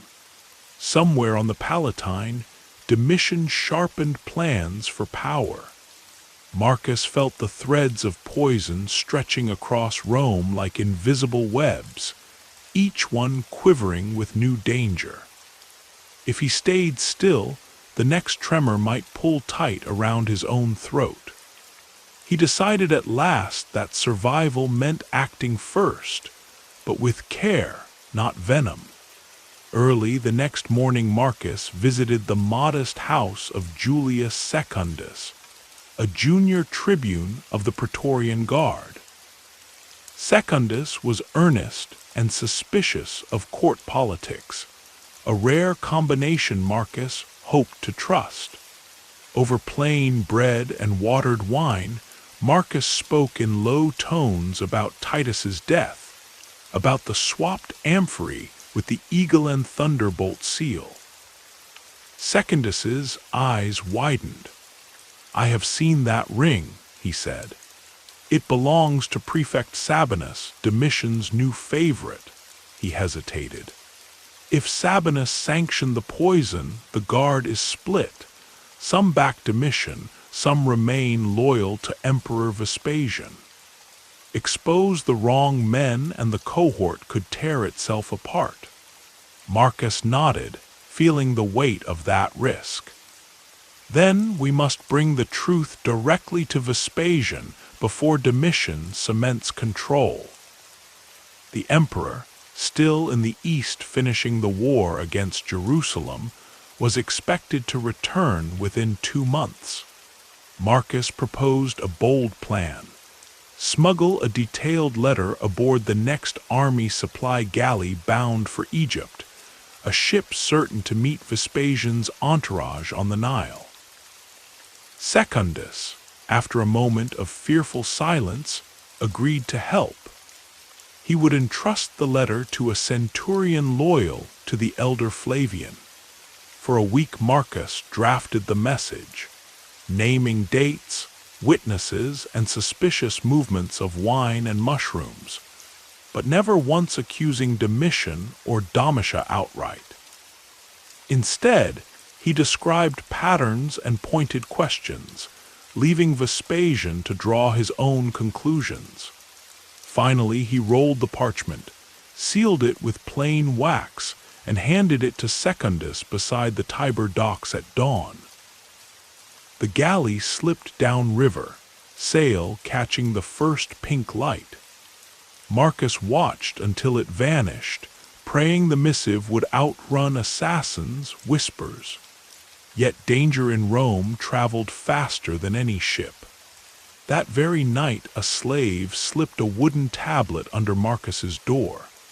On it a single line was etched in hurried Latin, "Your words fly south, but daggers wait at home." No signature. Marcus felt the chill of recognition. Someone inside his circle had learned of the letter. Sabinus, Domitia, perhaps even Piso, nursing spite after his public sickness. He ordered his household to bar the gates and doubled Versing's night rounds. Still, he slept poorly, dreaming of mushrooms sprouting from silver bowls, of figs oozing black sap. 2 days later, the threat took form. While Marcus visited a small shrine to Minerva, a cart careened down a steep alley, its driver accidentally losing control. Versing shoved Marcus aside. The cart smashed an olive stall instead, scattering jars and oil across the cobbles. The driver vanished before soldiers arrived. An accident, officials said. Marcus saw murder rehearsed on wheels. That evening he received invitation to a private supper hosted by Lucius Calpurnius Piso. The script was polite, almost contrite. Let old misunderstandings dissolve over wine. Marcus knew accepting was folly, but refusal could mark him as fearful and give Piso reason to spread fresh rumors. He replied that he would attend, bringing only versing. Piso's townhouse glowed with lanterns when they arrived. Inside, couches formed a semicircle around a low cedar table. Only 4 guests sat there: Piso, Senator Faustus Cornelius, the wealthy widow Juliana, and Prefect Sabinus himself. A trap set in plain sight. Piso welcomed Marcus with a smile too wide. Sabinus offered a toast to clear skies and loyal hearts. Versing tasted the wine, no bitterness, no unusual scent. Marcus sipped, but did not swallow, letting the liquid linger before spitting discreetly into a napkin. The meal unfolded with forced pleasantries: roast pheasant, minted peas, honey cakes. Between courses, Piso steered talk to rumors of treason. Some claim letters travel the sea carrying slander of noble families, he said, eyes glittering. Letters can sink ships and men. Marcus met his gaze calmly. Truth floats, he answered, while lies often drown their authors. Sabinus laughed, but his knuckles whitened on his cup. Juliana watched the exchange, expression unreadable. Then Piso clapped, and a slave presented a final drink, a small crystal decanter filled with amber liquid. Armenian apricot liqueur, Piso announced. Sweet as reconciliation. He poured equal portions for each guest, himself included. Marcus feigned delight, yet saw Versing's subtle shake of the head. Something was off. The liquor's surface shimmered in a way that thicker spirits seldom did. Perhaps an oil floated there, faint and poisonous. Before glasses met lips, Juliana coughed delicately. "Gentlemen," she said, "a toast is improved when the lady of the house pours." She reached for Piso's jug, accidentally knocking it so that a splash leapt to the floor. The slave hurried to wipe it. Where cloth touched the spill, the fabric darkened strangely. Piso's eyes flashed anger. Juliana's smile was thin. "How careless of me! Perhaps we should choose water instead." Sabinus stiffened.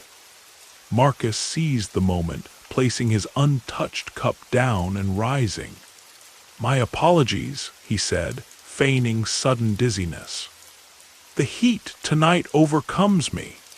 He bowed, requested pardon, and with Versing's help left the room.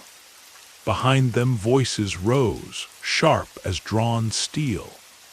On the street Marcus breathed the cool night air, heart-hammering.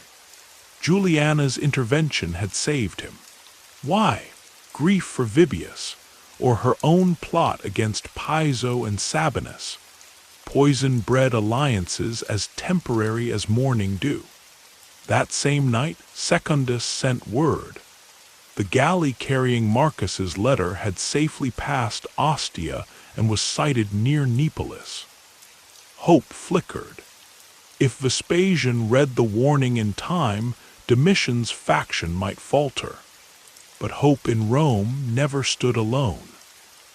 3 days later, Prefect Sabinus was found dead in his bath, water tinged green from dissolved copper arsenite. Officially, a heart seizure. Unofficially, The guard murmured that he had angered the wrong patrons. Piso vanished from the Senate, fleeing to a villa near Tibur. Juliana withdrew from public feasts, citing pious retreat. When Vespasian returned at last, pale from travel but iron-willed, he summoned investigations into Titus's death. Witnesses disappeared. Some confessed under torture that Domitian's advisors had meddled with wine. Domitian protested innocence, blaming rogue praetorians.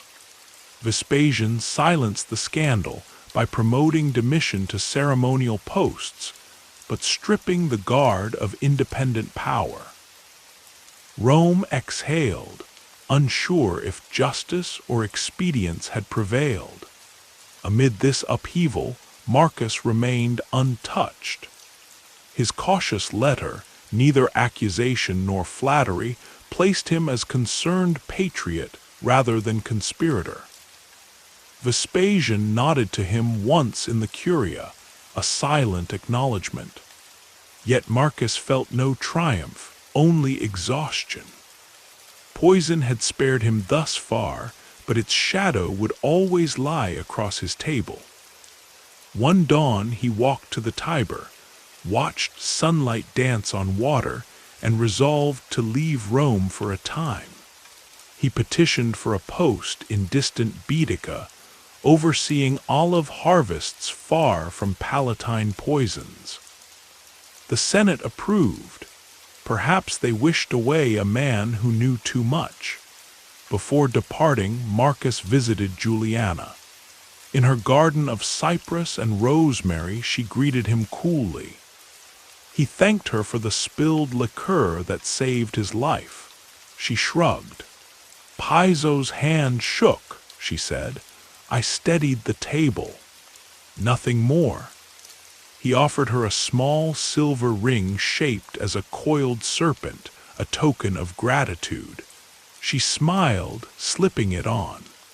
In the dappled light, the ring looked almost alive. Marcus rode out of Rome as summer waned, versing at his side, saddlebags rustling with scrolls and antidote vials.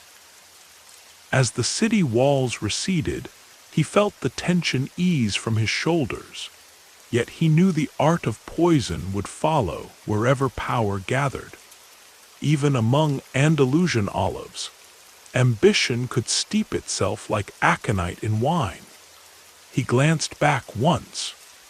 Turrets of the Palatine glowed gold beneath the sun, beautiful and treacherous. He whispered a quiet oath.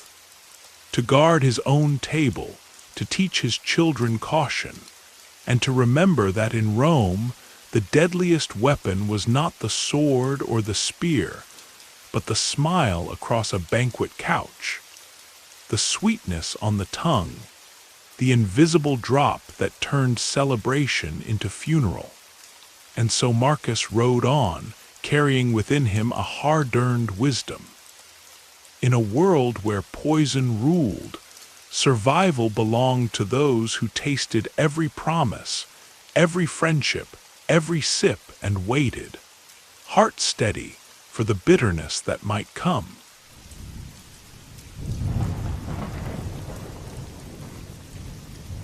The night air above Rome carried the scent of burning olive oil and damp marble as the city settled into uneasy silence. In the Palatine quarters, torches flickered along the colonnades, throwing restless shadows that danced across velvet curtains and polished bronze busts. It was within these halls of whispered promises and perfumed secrets that the most dangerous games of power unfolded, games where a silk sheet could serve as both invitation and trap, and where the softest murmur could topple an iron-willed general.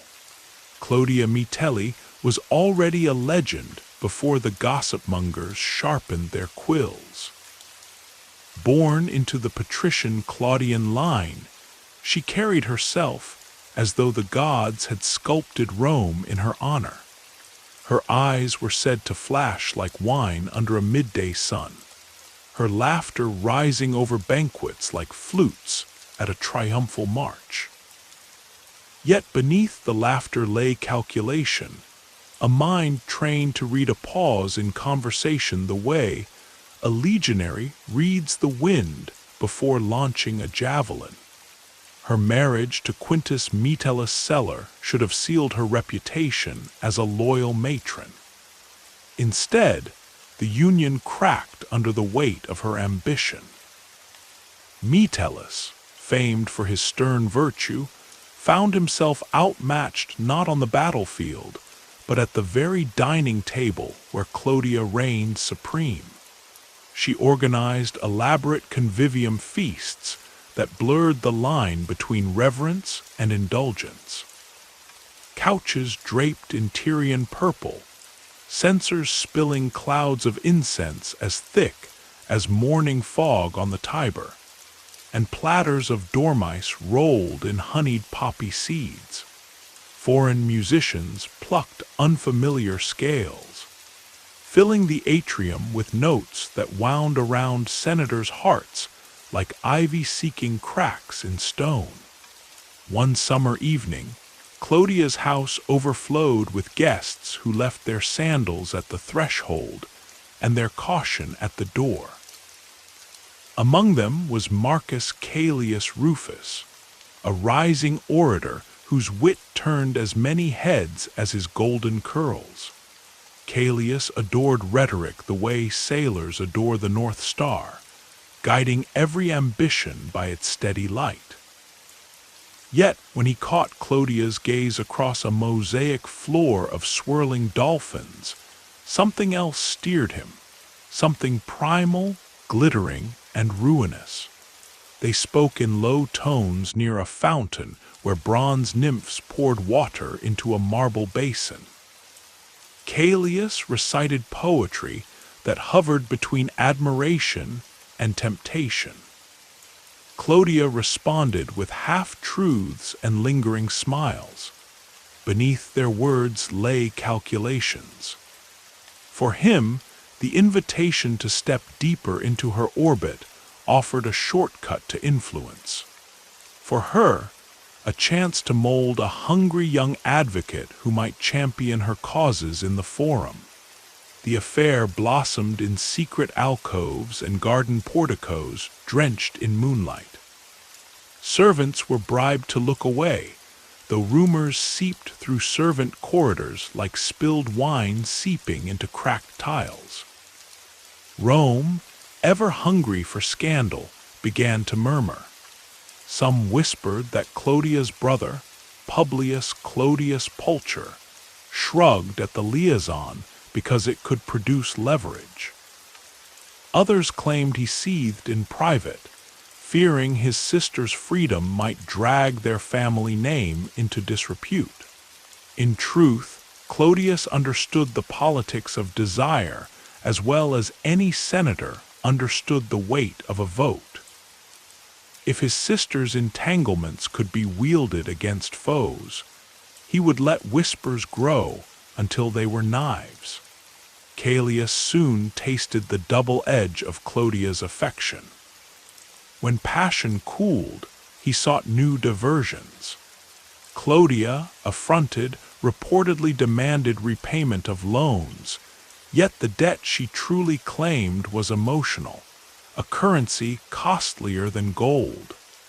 In retaliation, she leveled accusations that Caelius had stolen gold intended for bribes and conspired to poison her with drugged wine.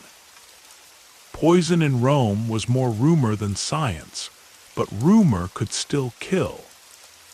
Caelius faced trial, the stakes his property, his civic rights, even his life. Cicero, summoned to defend the brilliant but imperiled youth, seized upon the chance to settle old scores with Clodius through Clodia. Before a packed crowd, Cicero painted Clodia as the living embodiment of vice.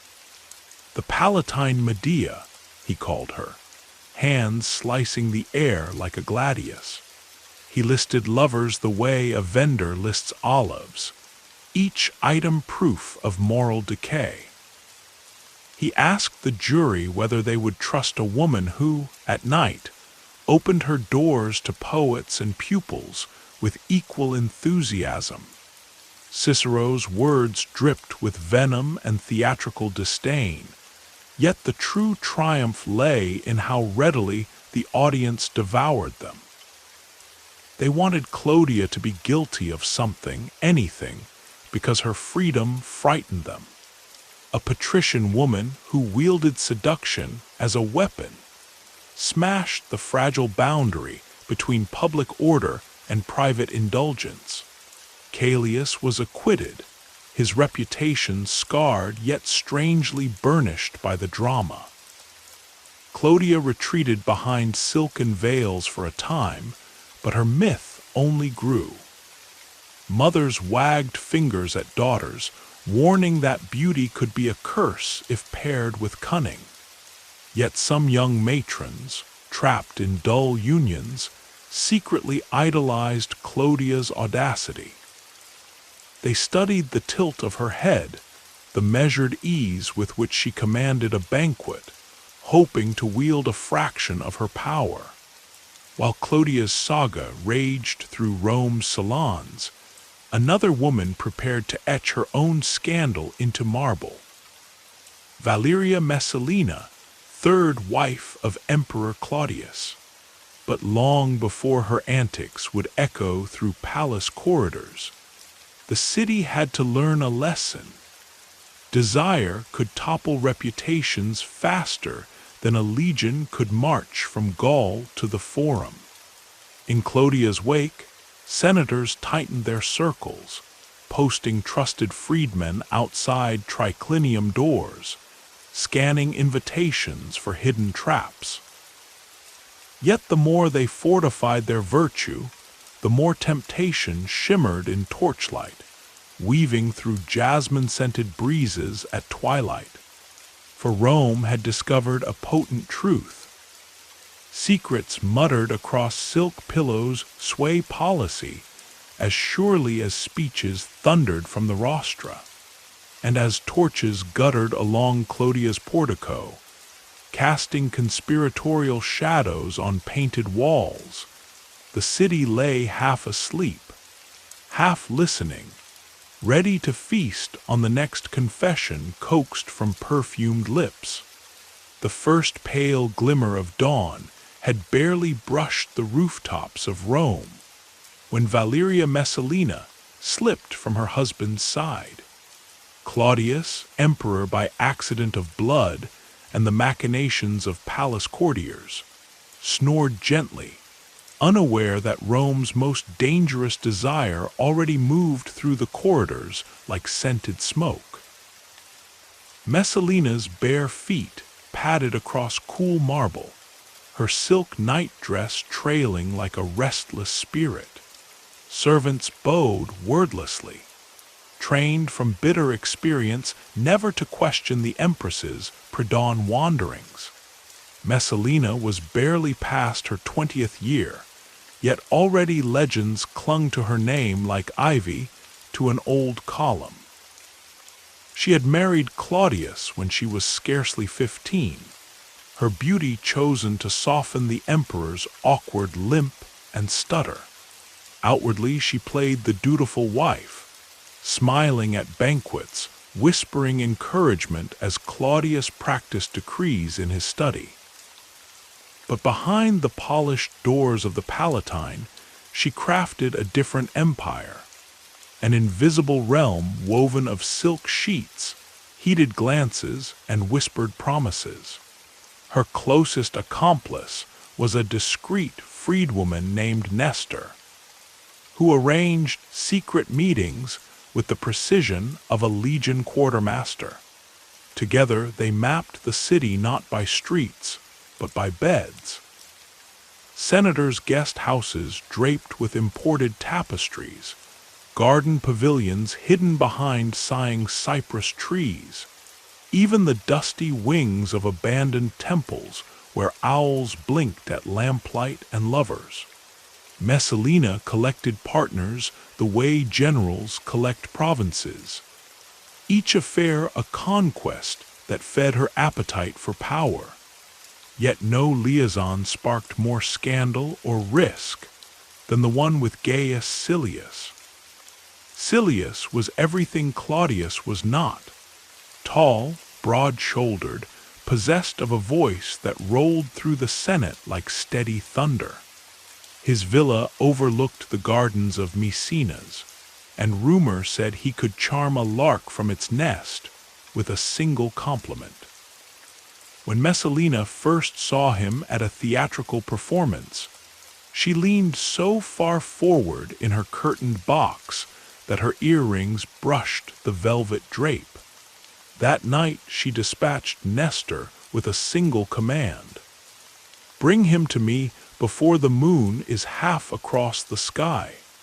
The affair blazed hotter than the midsummer sun. By day, Silius delivered speeches on grain tariffs. By night, he tasted forbidden fruit beneath frescoes of Venus and Mars entwined. Messalina was reckless, delighting in small humiliations she heaped upon her imperial husband. She wore Silius' signet ring on a ribbon hidden in her hair, and once, daring beyond reason, she invited the senator to dine in a chamber adjacent to Claudius' study while the emperor pored over tax ledgers. Courtiers who noticed learned to swallow their surprise, for in the palace silence was the only armor against sudden exile, or worse. But passion alone did not satisfy Messalina. She craved permanence, a throne of her own. Claudius, though kindly, was vulnerable. His advisors snickered behind latticed screens, calling him the stammering uncle of the empire. Messalina began to whisper to Silius, what if the old order fell? What if a younger, worthier couple ruled together? Stories later claimed they mocked Claudius in bed, practicing his stumbling intonation between kisses. Whether true or not, the pair soon hatched a plan as audacious as any campaign Caesar had dreamed beyond the Rubicon. First, they needed allies. Messalina used her nighttime network to lure discontented officials. She promised governorships, pardons, even private glimpses of her famed beauty, ransom paid in advance for future loyalty. At secret suppers, Silius poured strong Falernian wine and spoke of an empire renewed under firm, youthful hands. Some listened with hungry eyes, others sweated, fearing palace spies hidden in wall niches. But the seed was planted. Next came a gesture to stun Rome from slumber. Messalina and Silius would marry in broad daylight while Claudius traveled to Ostia inspecting aqueduct repairs. The Empress of Rome marrying another man in the emperor's absence. Madness. Yet that was precisely the point. If they moved swiftly, seizing the Praetorian Guard with bribes and commanding the Senate through terrified applause, they could proclaim Claudius' marriage null, declare him incompetent, and seat Silius as Caesar. On an autumn morning, saffron banners fluttered above Silius' mansion. Musicians tuned lutes, guests arrived in litters, pretending ignorance of the scandal they adorned. Messalina appeared in a gown of snow-white silk, her hair coiled with pearls, her smile bright enough to mask the abyss yawning beneath her. Priests murmured the wedding litany, while guests craned to glimpse history dripping like honey into scandal.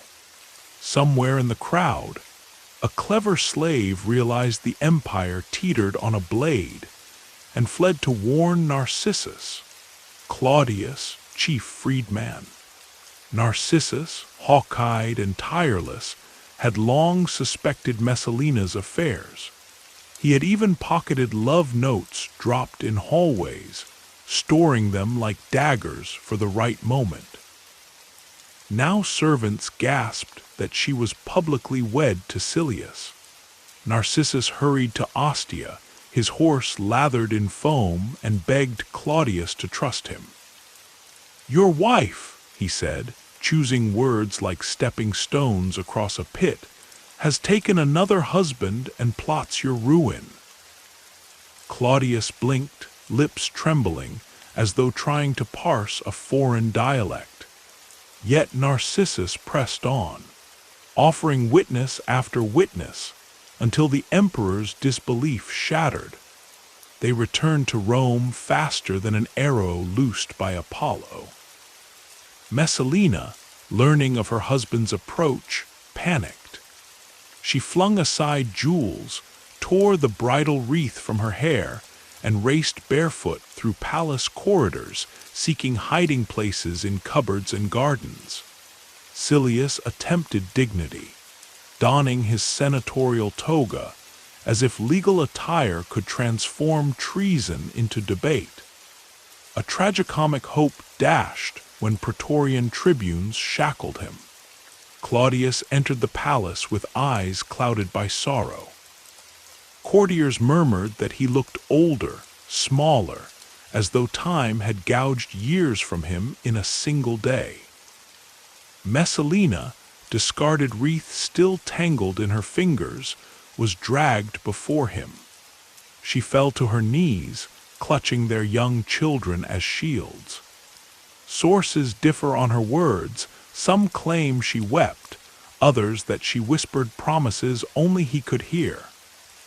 Claudius, silence stretched like winter over vineyards. He wanted, perhaps, to forgive, but Narcissus, fearing the emperor's mercy, signaled the guard. Messalina was escorted to the gardens of Lucullus, a place where roses climbed marble walls and fountains sang over fish ponds. There, confronted with a sword she was too timid to wield, she hesitated until a centurion ended the tragedy with a single thrust. Silius died shortly after, his eloquent voice silenced forever in the prison courtyard. Senators who had toasted the illicit wedding were summoned at dawn and invited to fall on their own swords. Some complied, others begged mercy. All learned that palace walls keep secrets poorly, and that satin sheets can conceal daggers pointing both directions. Rome, insatiable for sensation, buzzed like a hornet hive. Tavern poets composed bawdy verses about the empress who practiced bigamy under the sun. Housewives swapped lurid details while grinding grain. Children playing on the Subura steps poked fun at each other by shouting, "Hail Silius, emperor for a day!"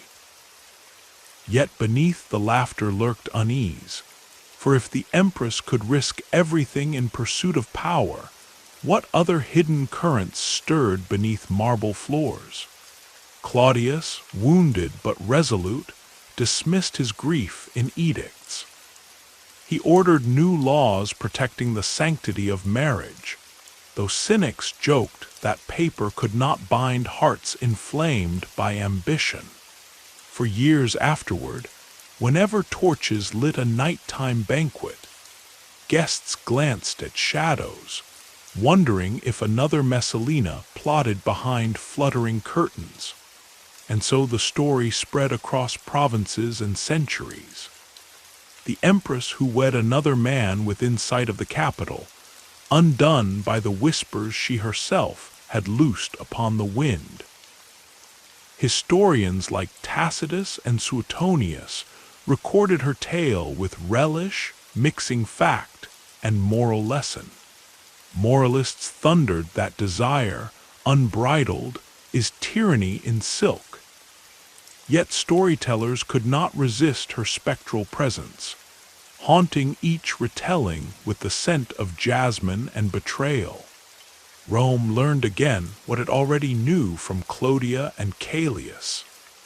Intimacy, wielded without restraint, can unravel empires.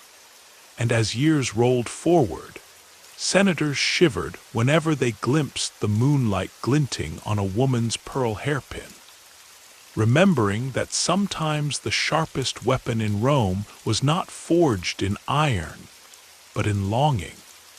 The long corridors of the imperial palace under Emperor Tiberius smelled of cedar smoke and cold marble.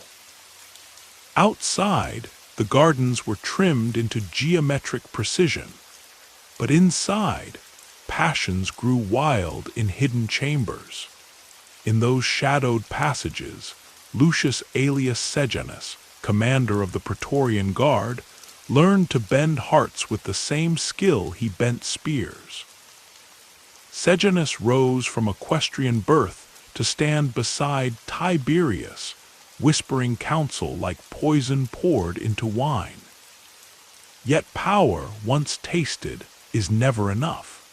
To seize the throne without a single legionary clash, Sejanus needed a love affair that would rewrite the line of succession itself. His chosen accomplice was Claudia Livilla, sister of future Emperor Claudius and daughter-in-law of Tiberius. Livilla had been married to Drusus Julius, the emperor's only natural son, a union designed to weld two noble lines in unbreakable iron. But Livilla's spirit burned brighter than the role of dutiful matron. She enjoyed conversation laden with double meaning, savored whispers of forbidden verse, and could silence a banquet table with one practiced arch of her brow. Sejanus, keen-eyed, saw in her both appetite and opportunity. Their first true meeting occurred in a courtyard lined with pomegranate trees. Livilla watched petals drift to the ground, red as a blush, when Sejanus approached with calculated deference. He spoke of her husband's military successes, of the emperor's burdens, but his gaze flicked like a blade to her lips. Livilla replied with poetry by Sappho, her voice sliding between admiration and invitation. That evening she found a carved ivory hairpin left at her door, its tip shaped like a coiled serpent. A silent promise that secrets, once shared, could strike. The affair deepened in hidden villas on the Palatine, while Drusus marched or hunted, unaware that his absence fed betrayal.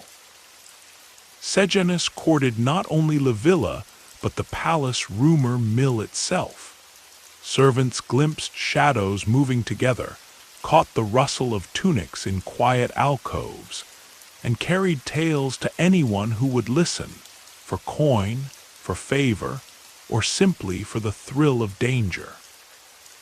Soon whispers reached Tiberius that his son's marriage was a stage set for adultery. Yet the emperor, weary of court theatrics, dismissed rumors as jealous noise. Sejanus pressed forward. If Drusus lived, Sejanus could climb no higher than second. The Praetorian prefect studied drafts of slow-acting poisons, ground vipers, eggs mixed with ink, the sap of Upas trees traded from distant islands, and most potent of all, the powder from the wings of the emerald-hued Cantharides beetle. But a poisoner needs access as well as venom. Here Livilla provided both, hosting private suppers where she alone chose the wine cups. There, beneath silver lamps, she smiled as Drusus drank. Tacitus later wrote that Drusus grew pale over months, fever blooming and receding like tides. His physicians blamed bad figs, heavy air, a lingering quartan fever, anything but treachery. In truth, the emperor's son was being unstitched from the inside, each dose unraveling muscle, spirit, and breath. One night Drusus collapsed after cursing Sejanus during a minor quarrel. Before morning he was dead, leaving the empire hushed in grief, or in some quarters, stifling satisfaction. Tiberius mourned, but Sejanus ensured mourning turned swiftly to policy. He tightened the guards' grip on Rome, installed allies in key senatorial seats, and whispered that, with Drusus gone, stability depended on the emperor's most loyal servant, himself. Livilla appeared at public rites wearing veils of purest white, her tears glistening like glass beads. Some pitied her, others thought her sobs rang hollow, yet none dared accuse. For 2 years Sejanus amassed honors, consul-elect, priest of Augustus, de facto regent when Tiberius withdrew to the island of Capri, seeking solitude among crags and sea wind. Capri's distance became Sejanus' shield. From the capital, he dispatched letters glowing with praise for the emperor, while privately planning to wed Livilla, thus weaving himself into the Julio-Claudian bloodline. But empires shift like the Tiber in flood, turning allies into flotsam. A woman named Antonia Minor, Livilla's own mother, noticed the prefect's visits lengthened, that Livilla's mournful veils lifted too quickly. Antonia kept her suspicions hidden beneath a mask of patrician calm, until a former slave, driven by fear or conscience, confessed the poisoning plot.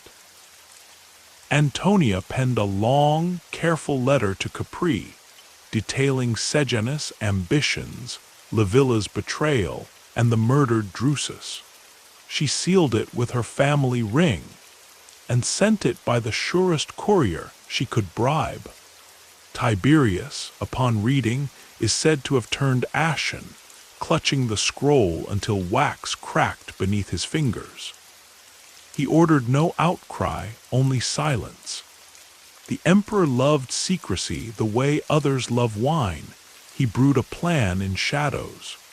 Summoning the Senate to a special session, he dispatched a second letter praising Sejanus in extravagant terms. The chamber erupted in sycophantic cheers. Then a third letter arrived mid-session, its wax still warm. As the clerk broke the seal, senators leaned forward. The words within condemned Sejanus as traitor, adulterer, murderer of Drusus. Gasps rippled like wind through wheat. Praetorians loyal to Tiberius stormed the Curia. Sejanus, bewildered, half rose, perhaps expecting fresh honors. Instead, chains clanked around his wrists.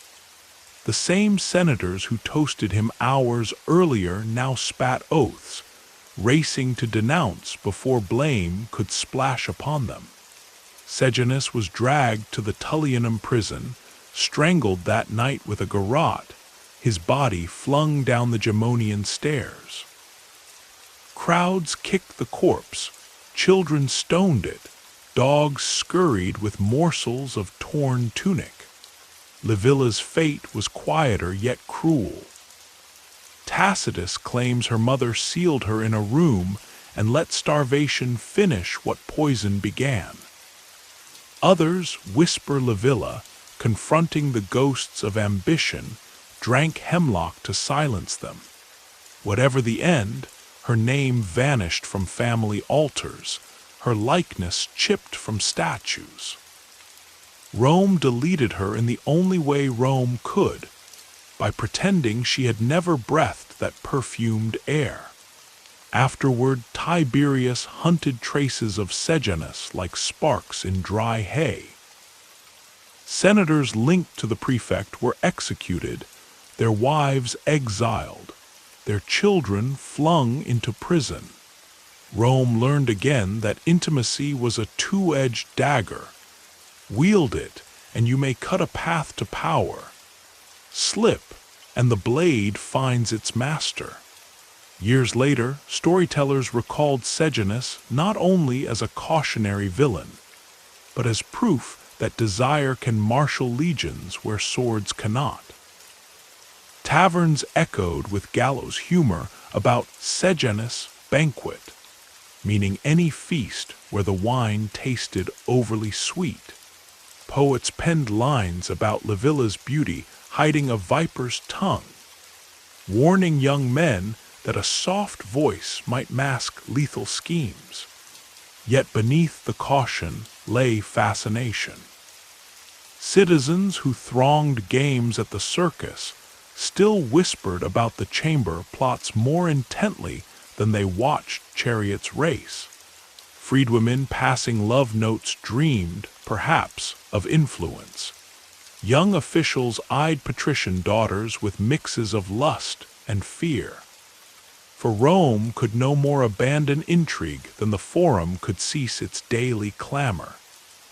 The city beat on, hearts thudding in rhythm with secret ambitions.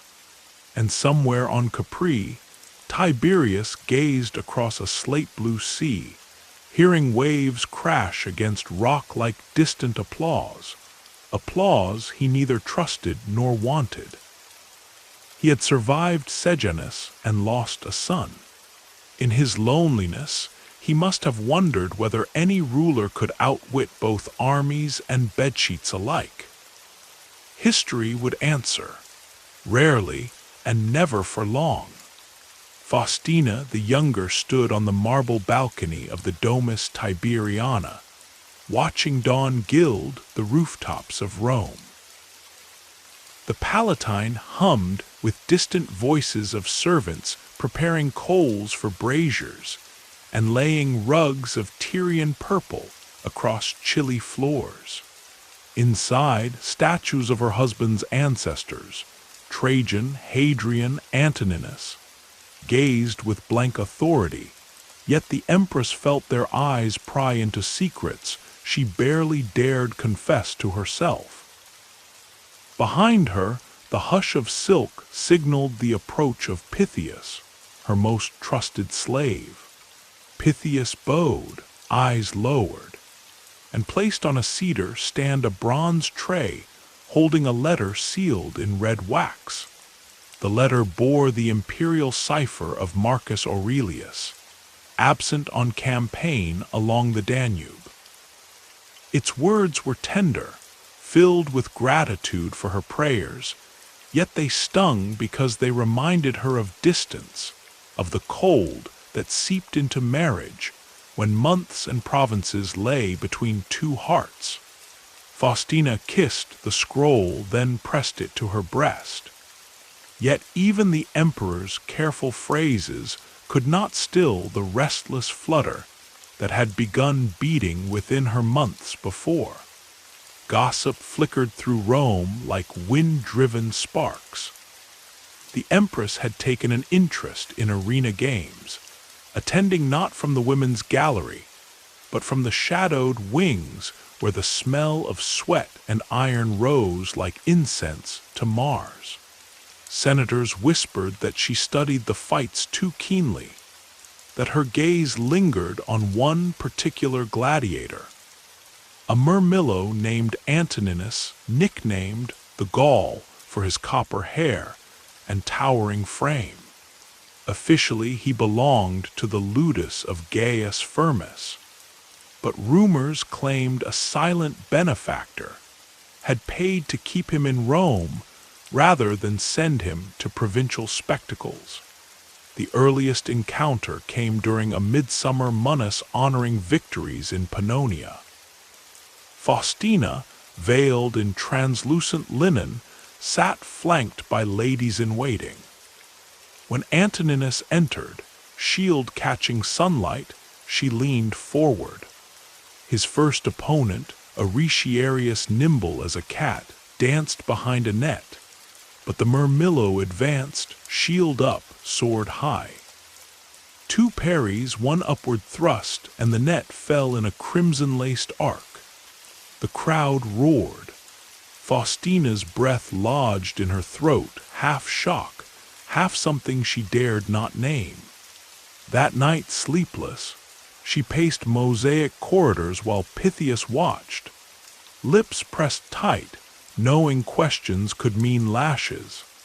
Over the weeks that followed, Faustina found pretexts to visit the gladiator barracks on the Calian Hill. Discreet charitable inspections, distribution of coin to injured fighters, gifts of figs and silphium to trainers. Antoninus knelt as she passed, eyes never meeting hers, yet she felt the heat of his presence like a torch too near silk. One afternoon she lingered at his practice yard, explained in low tones she wished to reward his courage with a golden torque. He accepted, but his fingers brushed hers longer than protocol allowed. A jolt shot through her veins as if Jupiter himself had hurled a spark. Soon secret messages traveled between Pallas and Ludus. Tiny tablets of wax sealed with a private emblem. A stylized dolphin Marcus had carved for her years earlier. Antoninus could barely read, yet he recognized the tremor in her request. A midnight tryst beneath the arches of Nero's unfinished canal. Pythias bore witness in terrified silence, fearing the day gossip outraced loyalty. Historians would later claim Faustina did more than meet. That she lay with the Murmillo upon a cloak strewn with rose petals. That she swore never again to sleep with Marcus Aurelius, unless first warmed by Antoninus' embrace. The Historia Augusta, ever hungry for scandal, insists that an astrologer advised her she must sate her desire or die of longing, that only mixing the gladiator's seed with the emperor's could produce an heir strong enough to rule. What is truth? Rome's record keepers loved moral parables more than facts, yet letters preserved in a later dossier, possibly forged, possibly authentic, show an imperial physician, Galen himself, noting the empress's sudden fevers, her racing pulse, the way her eyes shone, as if haunted by a secret fire. Galen recommended tonic wine steeped with myrrh and opium. Faustina drank, but dreams of Antoninus only brightened. Marcus Aurelius returned to Rome that autumn, beard streaked with frost, muscles aching from saddle and spear. He found Faustina waiting in the temple of Vesta, leading prayers for the welfare of legions. She embraced him fiercely, tears jeweled on her lashes. For a span, the palace glowed with reunion. Banquets, poetry recitals, walks through the peristyle garden at moonrise. Yet whispers reached the emperor's ear, that his wife claimed headaches when he sought her bed, that she slipped from chambers at odd hours, that a certain gladiator now wore gifts fit for a senator. Marcus, philosopher before ruler, wrestled suspicion like a stoic wrestling fate. He summoned Mnasias, captain of the palace guard, instructing him to observe discreetly. One dusky evening, Mnasias followed Pythias through side streets to a shuttered villa near the Circus Maximus. Inside, torchlight glinted on helmets hung like trophies, and on Faustina, hair unbound, fingers tracing Antoninus' jaw. Mnasias withdrew before seeing more. he reported to the emperor at dawn. Marcus listened, face unreadable, then dismissed him with a whisper. Even virtue walks a crooked road. The emperor requested Galen. In his study lined with scrolls of Zeno and Chrysippus, Marcus asked what illness of the soul might drive a noble spirit astray. Galen, choosing caution, spoke of melancholia, of humors overheated by long absence. Marcus thanked him, penned a letter to Faustina asking her to join him at Lanuvium for a private ritual of reconciliation, then sealed orders promoting Antoninus to the personal retinue of the governor of Cappadocia. Far from Rome, far from temptation, Faustina received the summons and the news of Antoninus' transfer in the same breath. Historians say she collapsed, smashing a silver mirror. Others claim she bowed to Marcus, eyes downcast, promising loyalty. Whatever her outward reaction, she prepared quickly for Lanuvium. At the villa retreat, Marcus greeted her not with anger, but with a scroll of verses by Cleanthes on self-mastery. He read aloud under cypress trees while cicadas whirred. Then he set the scroll aside and spoke as husband to wife, not emperor to empress. We do not know his words, only that shortly after, Faustina conceived. 9 moons later she bore twin sons. One, Commodus, would survive. Rome's gossips gnashed and celebrated. Some swore his broad shoulders marked him as Antoninus' secret child. Others pointed to the emperor's own tall ancestor Germanicus. Marcus embraced the boy, naming him Little Glory. Yet deep in archives, a record notes Antoninus died in a brawl in Cappadocia, throat cut by fellow gladiators after a drunken boast that he had tasted honey sweeter than any emperor's mead. His body, unclaimed, fed Anatolian soil. For moralists, the story became warning. An empress whose longing nearly shattered dynastic stability. A philosopher king who forgave yet exiled.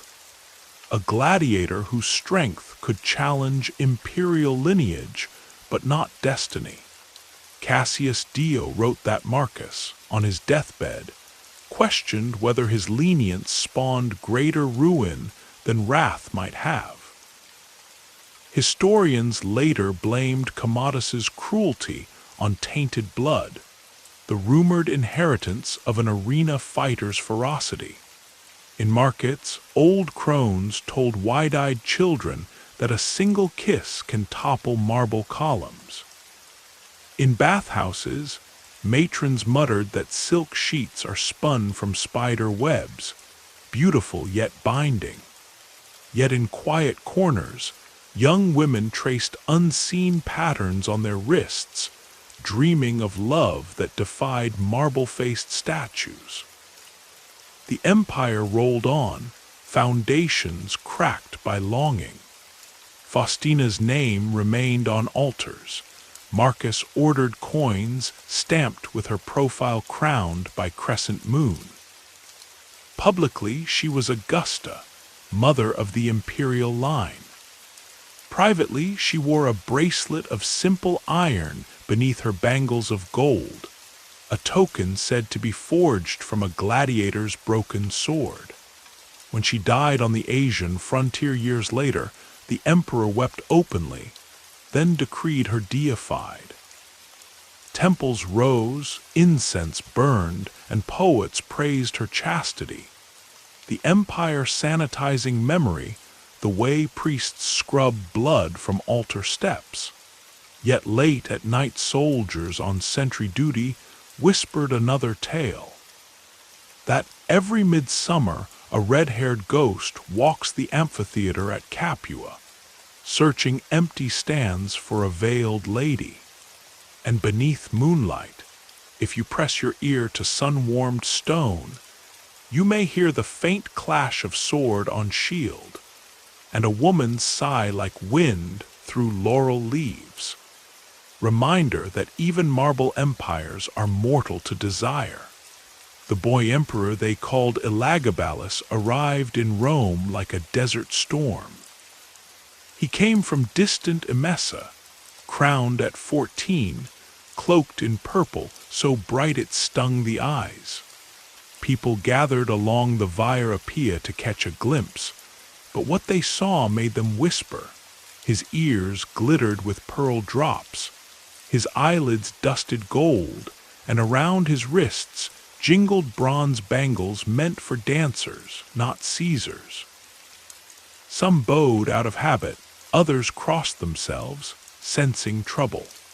Almost at once, scandal followed him like a tame leopard on a silk leash. In the first month, he shocked the Senate by marching into the Curia with a garland of roses and a silk scarf trailing behind him like a comet's tail. He spoke little Latin, but his smile, part challenge, part invitation, told every gray-haired senator that Rome's old rules were about to crack.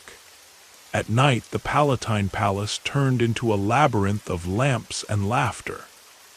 Musicians from Egypt plucked strange scales, eunuchs in saffron robes twirled, dishes of camel hump dripped with honey and cinnamon.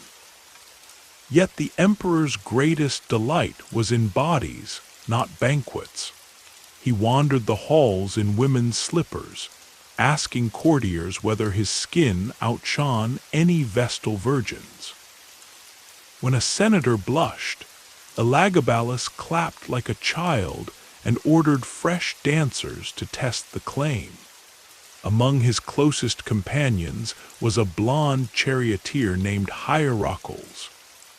Strong as an ox, quick as a fox, Hierocles became more than servant.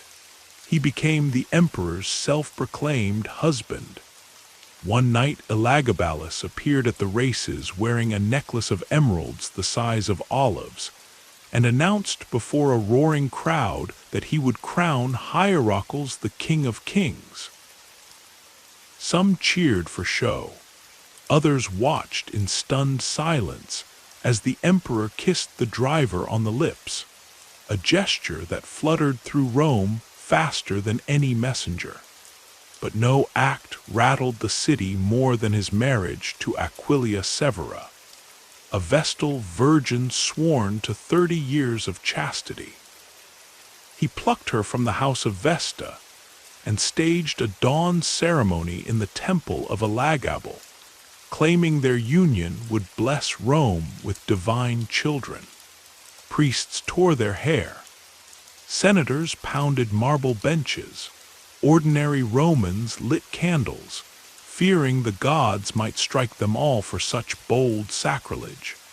In back rooms, Elagabalus, grandmother Julia Misa, pinched her temples.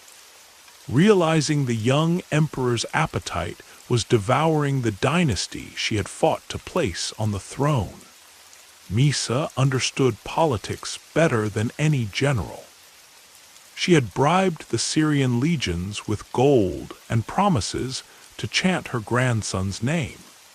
Now she watched those same soldiers mutter over wine skins, embarrassed by tales of the emperor's nightly banquets of innocence, where he'd scatter pearls on naked bodies and send servant girls fishing them out with their tongues. Seeing danger, rivals in the Senate began to sharpen stories into weapons. They bribed palace pages to slip notes under doors, detailing each new romp.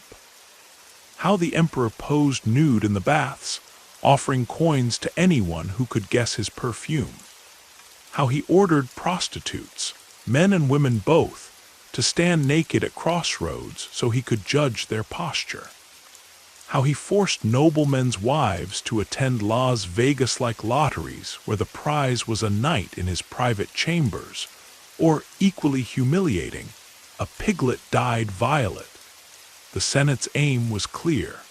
If they could drown Rome in tales of unchecked lust, the Praetorian Guard might act to save the state. Guardsmen grumbled that no soldier's honor could withstand an emperor who strutted in silk gowns, claiming the moon called him lady. Still, Elagabalus tried to buy their silence, appointing favorites to command, holding midnight games where each guard received a purse of silver. For a while, money slowed the rumble of rebellion. Meanwhile, Julia Misa launched her own quiet campaign. She understood that the bedchamber could topple a throne, so she hired seasoned courtesans as spies. These women slipped into senators' villas, collecting secrets whispered after too much wine. One spy, Livia Crispina, discovered a circle of nobles plotting to smuggle letters to the Danube legions, begging them to march on Rome.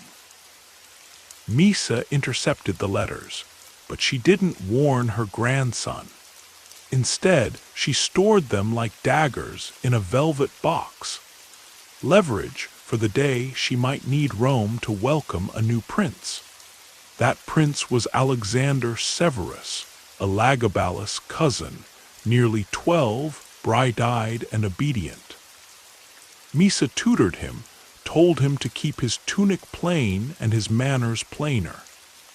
Every scandal that blackened Elagabalus polished Alexander's image. The contrast was Misa's masterpiece.